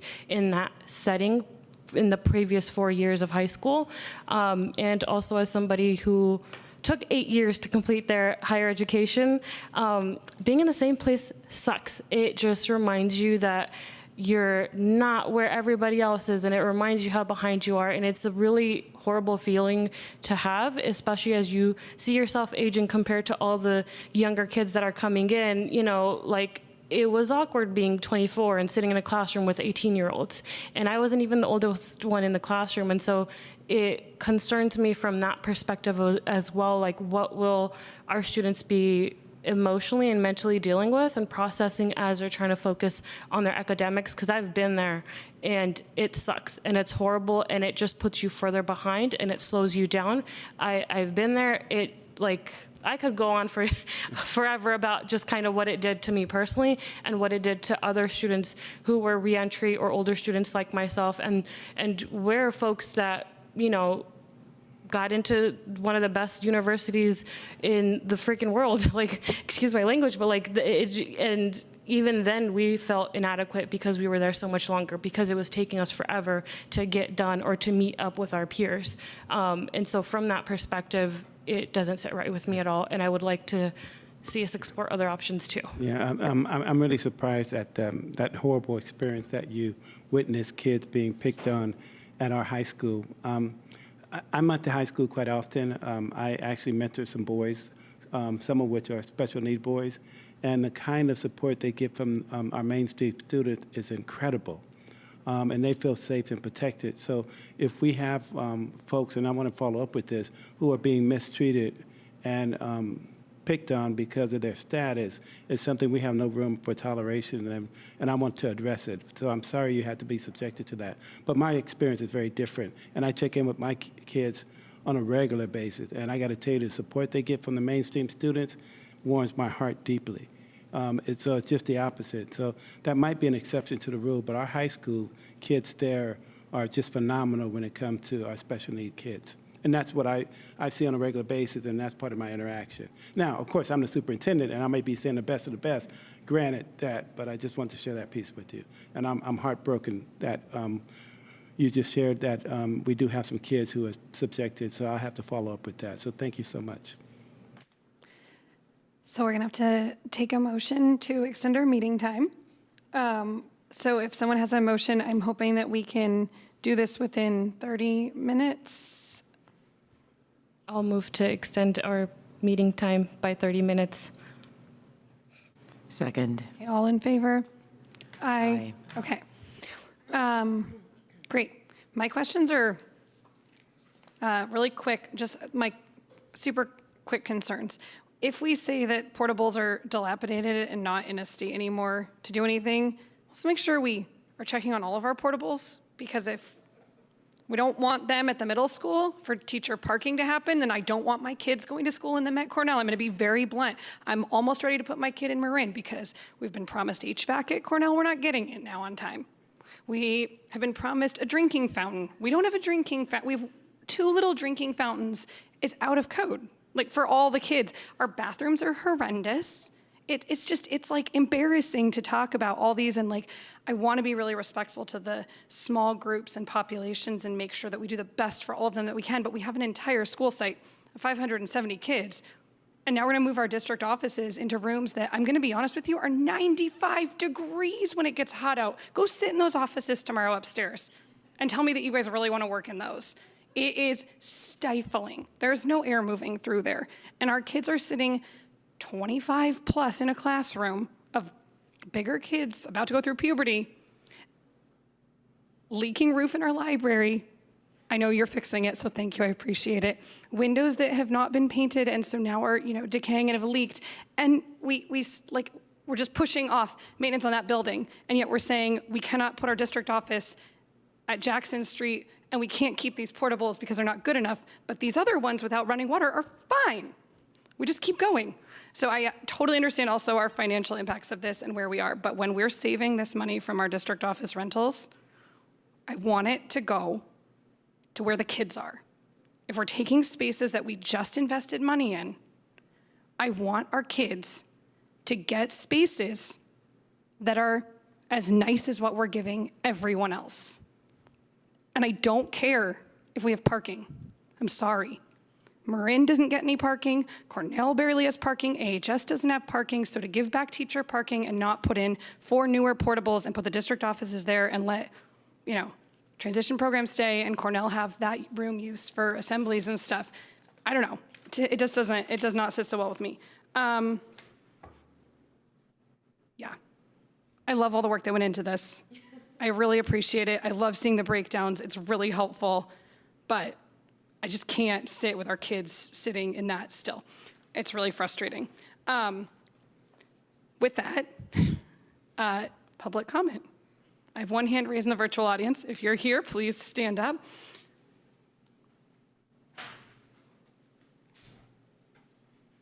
And just make sure you fill out those name cards afterwards so we know who you are, or if you already did it. If we speak twice, do we have to fill it out twice? I don't. Julie? Apparently on each item. Okay. Go ahead. Hi, I'm Kat, and I'm a staff member within the Albany Adult Transition Program, and I chose to speak as an advocate for our students. I am there firsthand with the students, and I need to emphasize that we are not in isolation. It is exactly the opposite. We need to focus on equity and the least restrictive environment and the students' offer of free, appropriate public education. In keeping equity at the center, it would not be in the best interest for the district to go backwards, removing students from an age-appropriate setting to a more restrictive high school setting. Nationwide, students with disabilities are placed in inappropriate settings, for example, basements, trailers, and non-accessible buildings. It is not within the district's intention or spirit to continue with this marginalization. Are 22-year-olds appropriately on campus with 14-year-olds? These are not their peers. In the current setting at 1200 Solano, the students are among other adults and community, which is core to transition programs. Some students and staff found out about this move in a very surprising way when two strangers entered the classroom and spoke openly about the relocation plan. When the students discovered the relocation plan, they had questions and reactions. We kept it simple and made it clear to them that we would stay a successful program no matter what. I'd like to share with you a few reactions they had. And they also agreed with Trustee Khan on some of the experiences they had in high school. Colette, a student, said, "I would feel like I had never graduated." Natalie said, "I'm imagining me right out of high school. It would make me feel uncomfortable. It would give me a hard time differentiating myself from other high school students and therefore affect my development because of that confusion factor, therefore directly impacting her education." Can I ask for 15 more seconds? Thank you. And I know that we've mentioned that the transition program has moved many, many times in the past 4 years. She wanted me to say, I hope that this will be the last time the transition class has to move, if that is the final decision they have to make. I ask that you please take the time to consider what educational benefit would this relocation provide to our students? Thank you. Thank you. That was incredibly well said. I'm not only going to talk about aftercare, I can talk about other things. And I just want to say all the people that I've heard speak about this issue definitely seem to think that this needs a little bit more consideration, even though lots of consideration has obviously gone into it. I'm glad that this is a discussion right now. But I feel strongly with a lot of the other people here that these sites that have been chosen that are so close to the Cornell Elementary School could potentially be better serving our students in this area. Adult staff are more mobile, they can move around, they can adapt much better. Dr. Wells, two things that you said really struck with me. You said that staff work better when they're not sitting on top of each other. Our students are the same. You can't imagine putting kindergarten through 5th grade in the same before and after care class that's in one room and assume that it's going to turn out all right. You also said that if the ACC buildings, they're sort of dilapidated. We have classrooms in ACC. If those aren't good enough for our staff, how can they be good enough for our preschool kids there? So I think that while we need to come up with creative solutions, and this has obviously been a long time coming and a very creative solution, I don't think we're quite there yet. The first time I came to a board meeting 6 weeks ago, I heard from the transition program, and I was blown away by the students that were there. And it really sounds to me like they need to be here in the center of our community, and that they don't want to be in the high school for 8 years. So I think that this space is much better utilized serving our students, and that we have other spaces, other opportunities that we can continue to look for in order to serve our staff here in our community, but not necessarily in the school district or the elementary school that is the most deprived of space and equity across the district. That's it. Thank you. Good evening. My name is Rogelio Marquina. I'm a parent, excuse me. I'm a parent of a student who will soon graduate from the transition program later this year. This program has helped my daughter Natalie to continue pursuing higher education, and he has even prepared her for a job. Therefore, with a grateful heart, I want to give thanks to the school district. I'm glad to hear that students in the transition program will soon be able to get a high school diploma. Unfortunately, my daughter didn't get one. She got a certificate instead. My daughter Natalie has been in the transition program for 4 years. And this last year has been her best. We thank God for providing the school district a kind-hearted, talented, enthusiastic, and caring teacher, Ashley Sachs. Ashley has not only provided academic support, but she has also worked tirelessly to provide the best environment for her students. Ashley has truly created a community with the 1200 Solano Avenue as the heart of the transition program. She has reached out to the community for help when setting up the space to be a more age-appropriate location for her students. I'm going to skip some of these because I'm out of time already. I would like to request a few more seconds, if possible, please. You might or might not be aware of some of the efforts that Ashley has made for this transition program. By the way, I emailed to this information to you, so I don't know if you received it, so I decided to come and ensure that you got this information. I'm glad I see some heads knowing, so I hope you got it. Finally, I just want to request to please allow the transition program to stay where it is. I believe it's important for the students. Thank you. Thank you.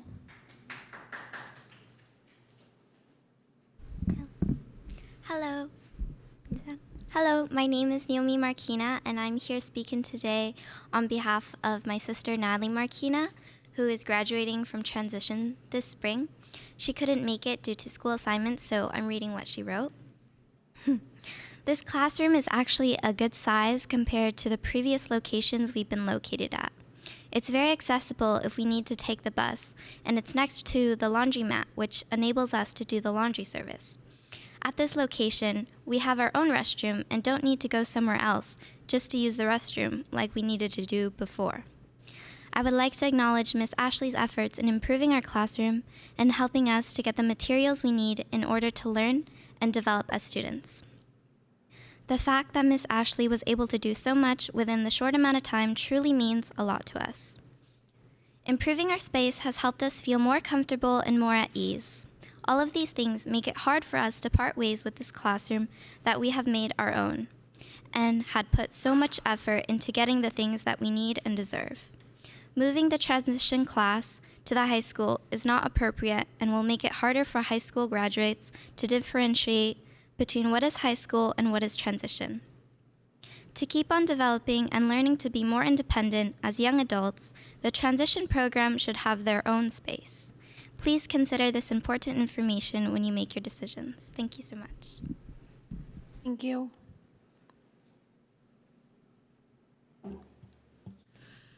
Hi, everybody. My name is Jill Churchman. I'm the grandmother of one of the students in the transition program and the grandmother of 4 other kids in the Albany School District. And I love it, and they do too. But this transition program has made a world of difference for my granddaughter, Elizabeth, who really never thought that she could do anything other than help her mother clean houses. And she now has hope, and she sees a future for herself. And leaving this setting will be devastating for her. It's, as she said yesterday, it's like we're going backwards. And it would be if she's going to the high school. And the concept of this, what I think of as a sort of a red herring in this discussion about making high school being 8 years for these children is totally not, I don't think should be even entered into. The kids I know that are in the program wouldn't really want to continue the academics. I mean, the academics was such a pressure for them in high school, what they had of it. That being said, I really would like, and it sounds like it's all been decided, but I would really like it to be considered that they be allowed to stay there and be part of the community. They're learning to be adults. They need to be in a community where there are adults all around them. They get to walk on Solano Avenue to go out to lunch. They get to do many adult things. And being stuck at the high school, it's too isolating for them. And they just love all the programs that they're in there that are in the community. Thank you. Thank you.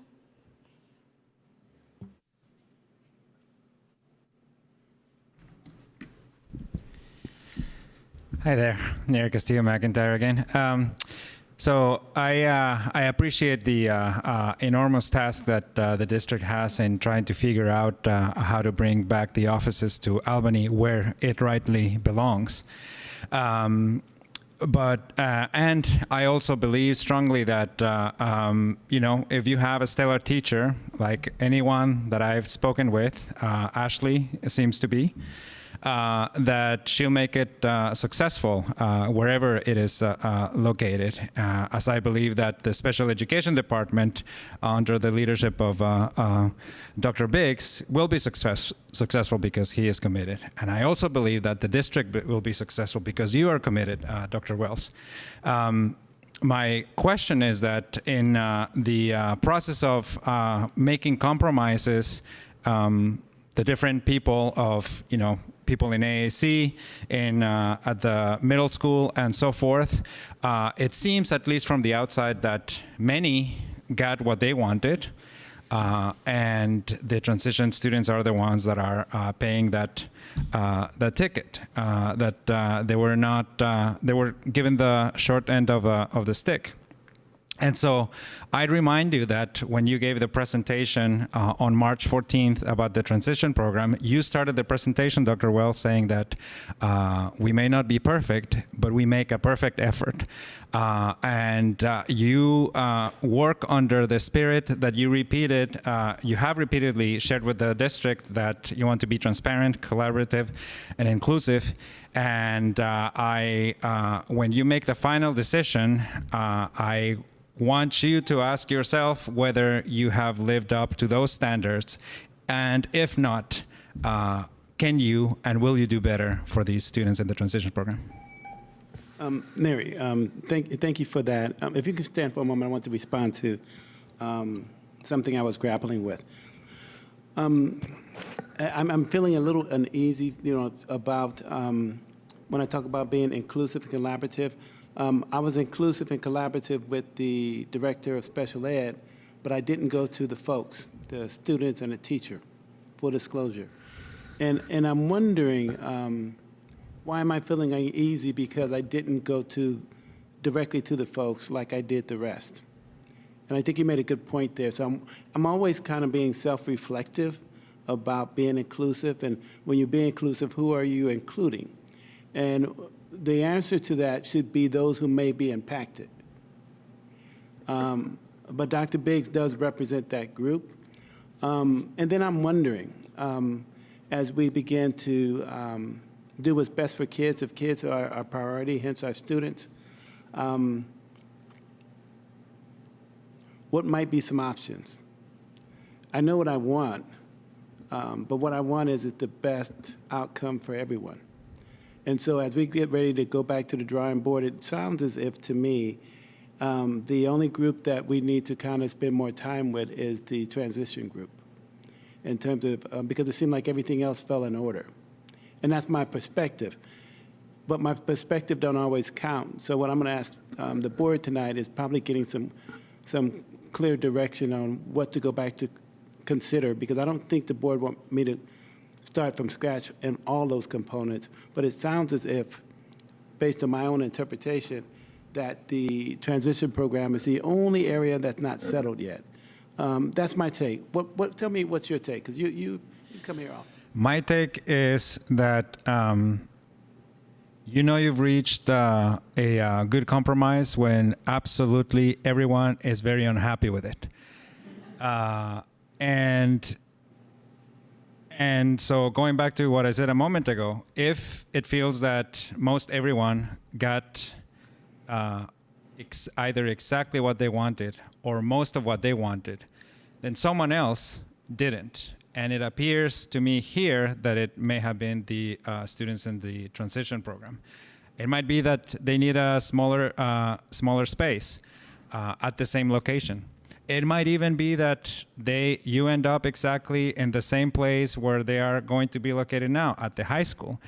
But if everyone involved in giving and taking some of the space that everyone needs gave something up, something important and meaningful, in exchange for getting enough of what they needed, I think you won't make everyone happy.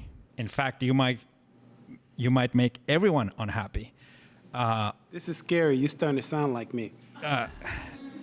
Well, you have this gift that you're very quotable, but it's a double-edged sword because you know that some of us will quote you. And so, and as I said, and I should tell you, when I spoke with Dr. Biggs last week about this issue, he took full ownership of the decision.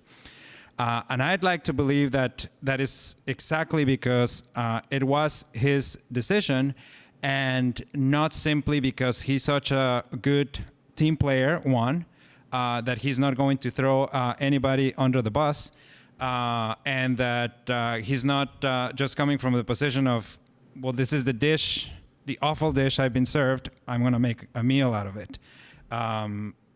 But again, I believe with what I've heard about Ashley, the teacher, she can make it work wherever it happens. With the leadership of Dr. Biggs, it can work. With your leadership, it can work.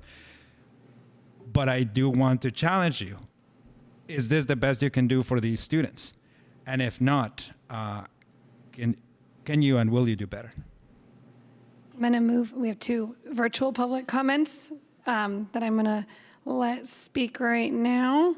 Jess, you're our first one. Hi, I'm Jessica Walter, and I am a parent of a Cornell first grader and a younger kid.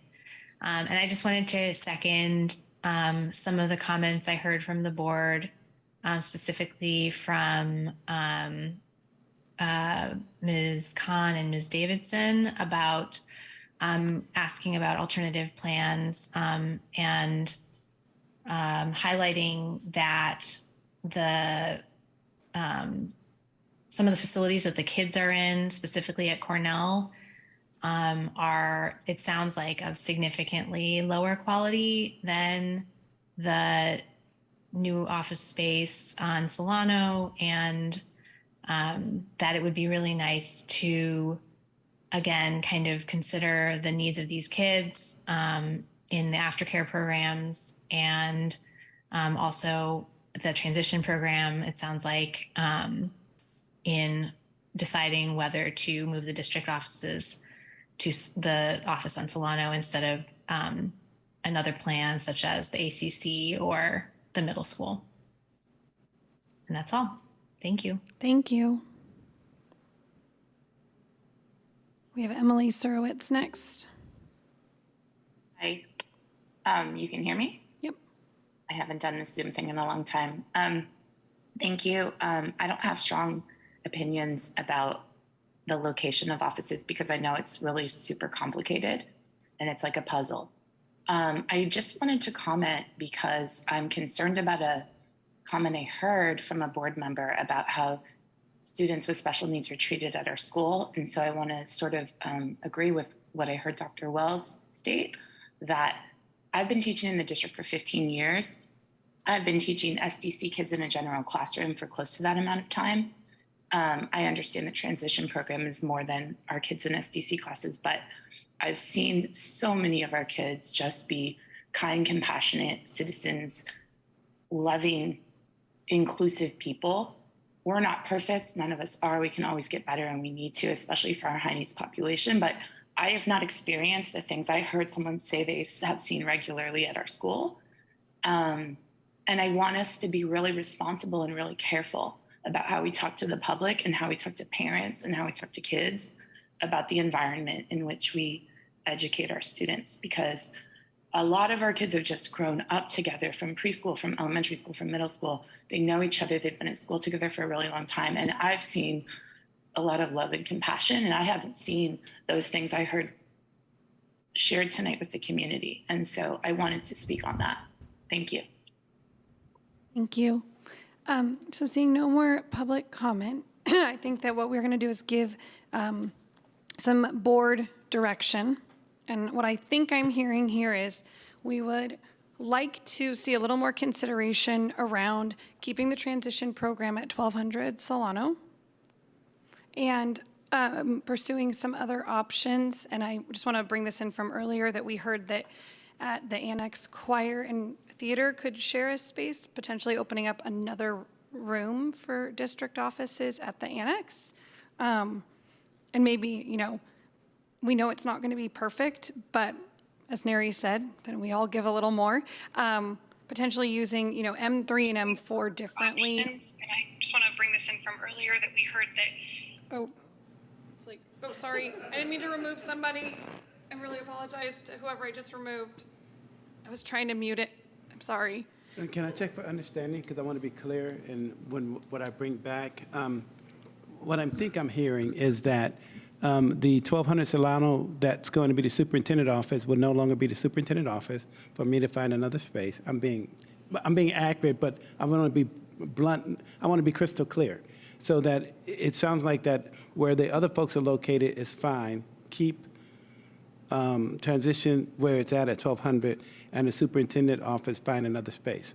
Well, that's what I'm hearing. No, I want to come back and do what the direction is. Ish, but we also all really understand that you all want to be like have one space. So I think it might take some reworking of maybe the annex classrooms and office there become what you were going to do at 1200 Solano. You see what I was just interpreting was crystal clear direction. If it gets foggy, I'm going to come back with something that's still not going to be ready. So I want to be super clear with the direction. I think we want a solution that tries to keep the transition program where it is. The rest is flexible for us, but we'd also like a commitment that spaces that students are going to be in are going to get brought up to the level of where everybody else is. That's what I would like to put. Does anyone want to add anything? I just want to acknowledge that the second thing that you said is more like murky to do than the first thing. Like the first thing is, you know, try really, really hard to keep the adult transition to the program where that is, and then the rest of it is flexible, and I super agree. The other thing is also important, but like I understand that that's not a, okay, so do it, and then you come back and it's like, I moved all the things to the right places and whatever. The other thing that I wanted to say that I think is more along the lines of like a less murky thing to think about that I also heard was considering whether freeing up more space at Cornell would allow for more before and after care. I don't know what goes into that, whether there are concerns about staff, costs, like all those things, but if the only thing that's keeping us from being able to offer more spaces is just physical space, then I think there's also a concern that perhaps there should be another look at who from the district office is coming to Cornell if that is taking space away that could be used for before and after care, which again, I'm not sure that that's what's causing that, but. And can I ask, because just on the item of district office relocation, just want to be laser focused on that. I heard two different things, and I'm not trying to push, but I'm trying to push because I want to make sure I adhere to the board direction. I initially heard keep transition program at 1200. Then I heard, well, consider keeping this. So I need black and white direction. That's all I'm asking for. Okay, what I'm hearing, which may be different, is can we try and do what we can to keep transition at 1200 Solano, but we all understand your desire to try and keep the district staff together. You were saying 1216 and 1200 Solano. If we keep transition at 1200 Solano, is there any benefit to trying to keep all of the staff, district staff, in a different location? It seems that we might have some flexibility with some space, as Vonnie just mentioned, in terms of the choir room at the MS annex, for example.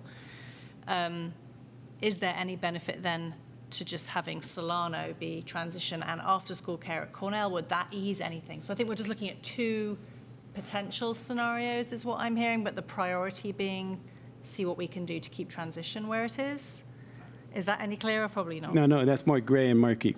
I think, unfortunately, it's a layered and nuanced. If we're gonna put district offices in a space and then say to Cornell parents, sorry, we're out of before and after care room because we don't have any more space for anybody, then people are gonna be upset because we took away a space and we took away. We created, I put on a Friday update, and we created what we believe is adequate space for childcare. We check that off, we're good to go. That's a non-issue right now, the way I see it. What's the major issue is our transition program. Are they gonna stay at 1200 or not? I prefer all of us to be together. I don't always get what I want. That's just the nature of give and take and negotiations, right? And so what I think I'm hearing that's black and white is keep transition at 1200 and district office, the superintendent, find another spot. We can do that if that's the direction. Because when it's murky, I come back and then I got to go back to the drawing board. And what that tends to do is take me off of my 5 goals and objectives, which is paramount because we're spending now an inordinate amount of time all year on moving. I want to be done with this. I guess, can you tell? But this is our first meeting on it. Yeah. This is the first time the board is hearing a plan. So we have not spent an inordinate amount of time, and it's been a goal for 3 years that we've been here. Go ahead. I'm trying to give you and your considerations the respect that they deserve by not saying, do this. That's why I'm not saying do this, speaking as an individual. I'm not speaking for the board, but me, myself. I'm trying to express that I think this is important. And so I'm asking you to give it, put your thumb on the scale to keep the transition program where it is and see if you can see your way to doing that. I would rather personally not say, I demand that you do this because I just don't, I'm not in your shoes. I'm not looking at all the pieces. I can't be you. So I respect what you do too much to attempt to pretend to be you. So I don't want to tell you what to do, but I'm saying I think that it's really important. So I'm not trying to make it murky. I'm trying to respect all that you're bringing to making these choices and recognize that I can't do what you do. And so what I can do, I can go back to my team, go spend some time with transition, with the teachers and some students. And full disclosure, I may come back with 1 or 2 things. I may come back recommending that they stay and we find another place, meaning my office superintendent. Or I might come back and say, hey, I'm staying with the plan we came up with. I want to full disclosure because I don't want to surprise any board members. I don't want to hit you with any surprises. So what I think I'm hearing, go back and reconsider with the understanding we really want to try to keep 1200 there. Got it. That's clear to me, if that's the direction. Yeah, I agree with what you said. It's not a direction, it's just a request to perhaps just take another look at that one relatively small part of the relocation, because everything else I think is great. I'm sorry to say another thing, but I just, I'm not, so leave that, good. On the Cornell piece, I don't know when we figured out that we definitely have enough space for all students at Cornell who are going to want before and after care. I don't think that's the case. So I just I want to be careful about what we're saying. Thank you for that clarification. We were trying to go SOS, same old stuff, same old status that we've had in the past. So we're at the same old status we had in the past that I'm interpreting was never a problem, but it may have been. So I don't know. So.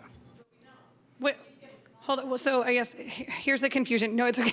It's 11 o'clock. We're going to get through this very quickly here. Right there. I have to teach in the morning too. We're so close. Okay, but I think there's a second issue that's layered in, and it doesn't need to it's not directly tied into the district office move, but that is that we've heard a lot of concern from Cornell parents because there's one classroom dedicated, and we've heard of huge amounts of need for before and after care, and I feel like it just doesn't seem like it's going to be adequate. And so when you bring this back, like, or in another update, let's just make sure that we have that clearly laid out and we have some numbers and some data to back it up. Because right now it's just sort of being lobbed at the community. I just want to get a point of clarification because sometimes the last words tend to be somebody's truth. Principal Liz came up here and said, look, we got 3 spaces, not 1. And we still going back to we have 1 space. She made it clear, we have 3 spaces. We have 3 spaces, not 1 space. So one of those spaces is the ELOP, which everyone won't qualify for, right? So well, yes, yes and no, because when the ELOP, folks who we anticipate won't come, it would open up for other folks who are non-ELOP, which the state allows you to do. Fee-paying folks can also be a part of that program, which we anticipated. We didn't want to put that curveball in there because it gets so complicated. But I'll come back with some more facts. I'll do that. Let's have some more facts on that topic. I think we just need a little more conversation around it, and maybe someone will put out a quick survey to Cornell parents of who still needs before and after care, and we could maybe get some numbers. Okay, with that, we're going to close this discussion item, and it's going to come back for review and action. We are now on superintendent and board member reports, if anybody would still like to make those. No, I'd love to give my long-awaited report. I worked very arduously on this report, and I'm determined to give it. Next board meeting.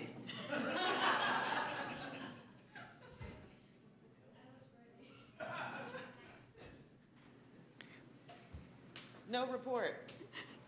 Oh, I have one. I will make it really quick, though, because, yeah, this is late. Okay, last PTSA meeting at the high school is on the 8th of May. They'll be holding elections at that meeting, so people could come. It's on the high school website. You can look under committees, and you'll find the Zoom link.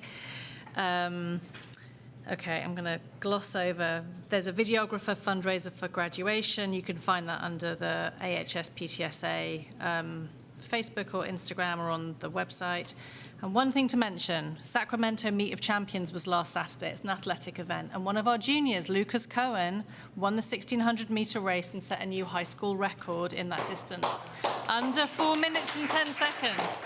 So I feel like a real slouch now, more. Anyway, he has been nominated for the Bay Area High School Athlete of the Week award, and people have to vote, and it's by tomorrow at 5 o'clock. And you can do it as many times as you want. And I have done it a few times. I will. The Bay Area High School Athlete of the Week. So he's been nominated. If you Google that term, it will take you to the Mercury News website, to the page, and you can vote. Lucas Cohen, high school junior. Also, all of his teammates have done a fantastic job as well recently. Yeah. Yeah, anybody can vote, and you can do it more than once. And anyway, closes tomorrow at 5, and it would be great if people could just do a last push for Lucas. So thank you. That's all from me. That was such a great report that I forgot mine. But our Ocean View PTA is also having elections at our May meeting. I'm forgetting the date. And I've completely forgotten all of my other reports because I was so focused on yours. So I'll just end it there.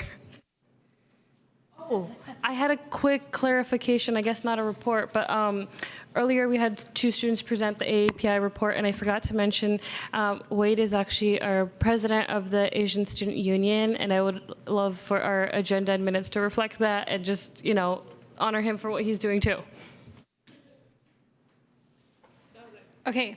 AMS is also holding elections for their PTA members. They need a president or co-presidents, membership chair, communications chair, and a historian. Please consider being on the AMS PTA. And that concludes board member reports. Anybody have future agenda items? I'd like to have an agenda item about the state of Cornell with Director Jaffe weighing, presenting presumably, I would just, we get all these piecemeal things that are like, it's on fire. And it's like, I just want to have one time where we can actually have facts and we can present it and we can have a discussion and we can make a plan for what needs to be addressed. And I think there's some parents asking for a Cornell equity plan, maybe mainly around facilities. So I think we can tie that all in because that was going to be my agenda item. And I think that we also need to have a conversation about ACC and that campus and a lot of those elements that needs to be added on as well. So we'll take those as our two. Yes, Trustee Khan. Not to beat a dead horse, and I don't know if this would be an agenda item, but I would love to see more information and discussion around the ELOP summer part of where it's going to be housed in Ocean View. I know that's a concern for a lot of teachers, and I want to make sure that we're getting their insight on that as well, and just more clarity on what space usage will look like for ELOP and summer programs. Summer school, sorry, trying to... Okay, and that'll come in a Friday update. I can do that Friday update. And teachers, my understanding, have been notified, like they are every year, what classes we're using for summer school and summer programs. Yeah. And because we set aside extra funding to give them extra time to, as I recall, I think, to move things out where their stuff is safe and secure. And that adjourns our meeting.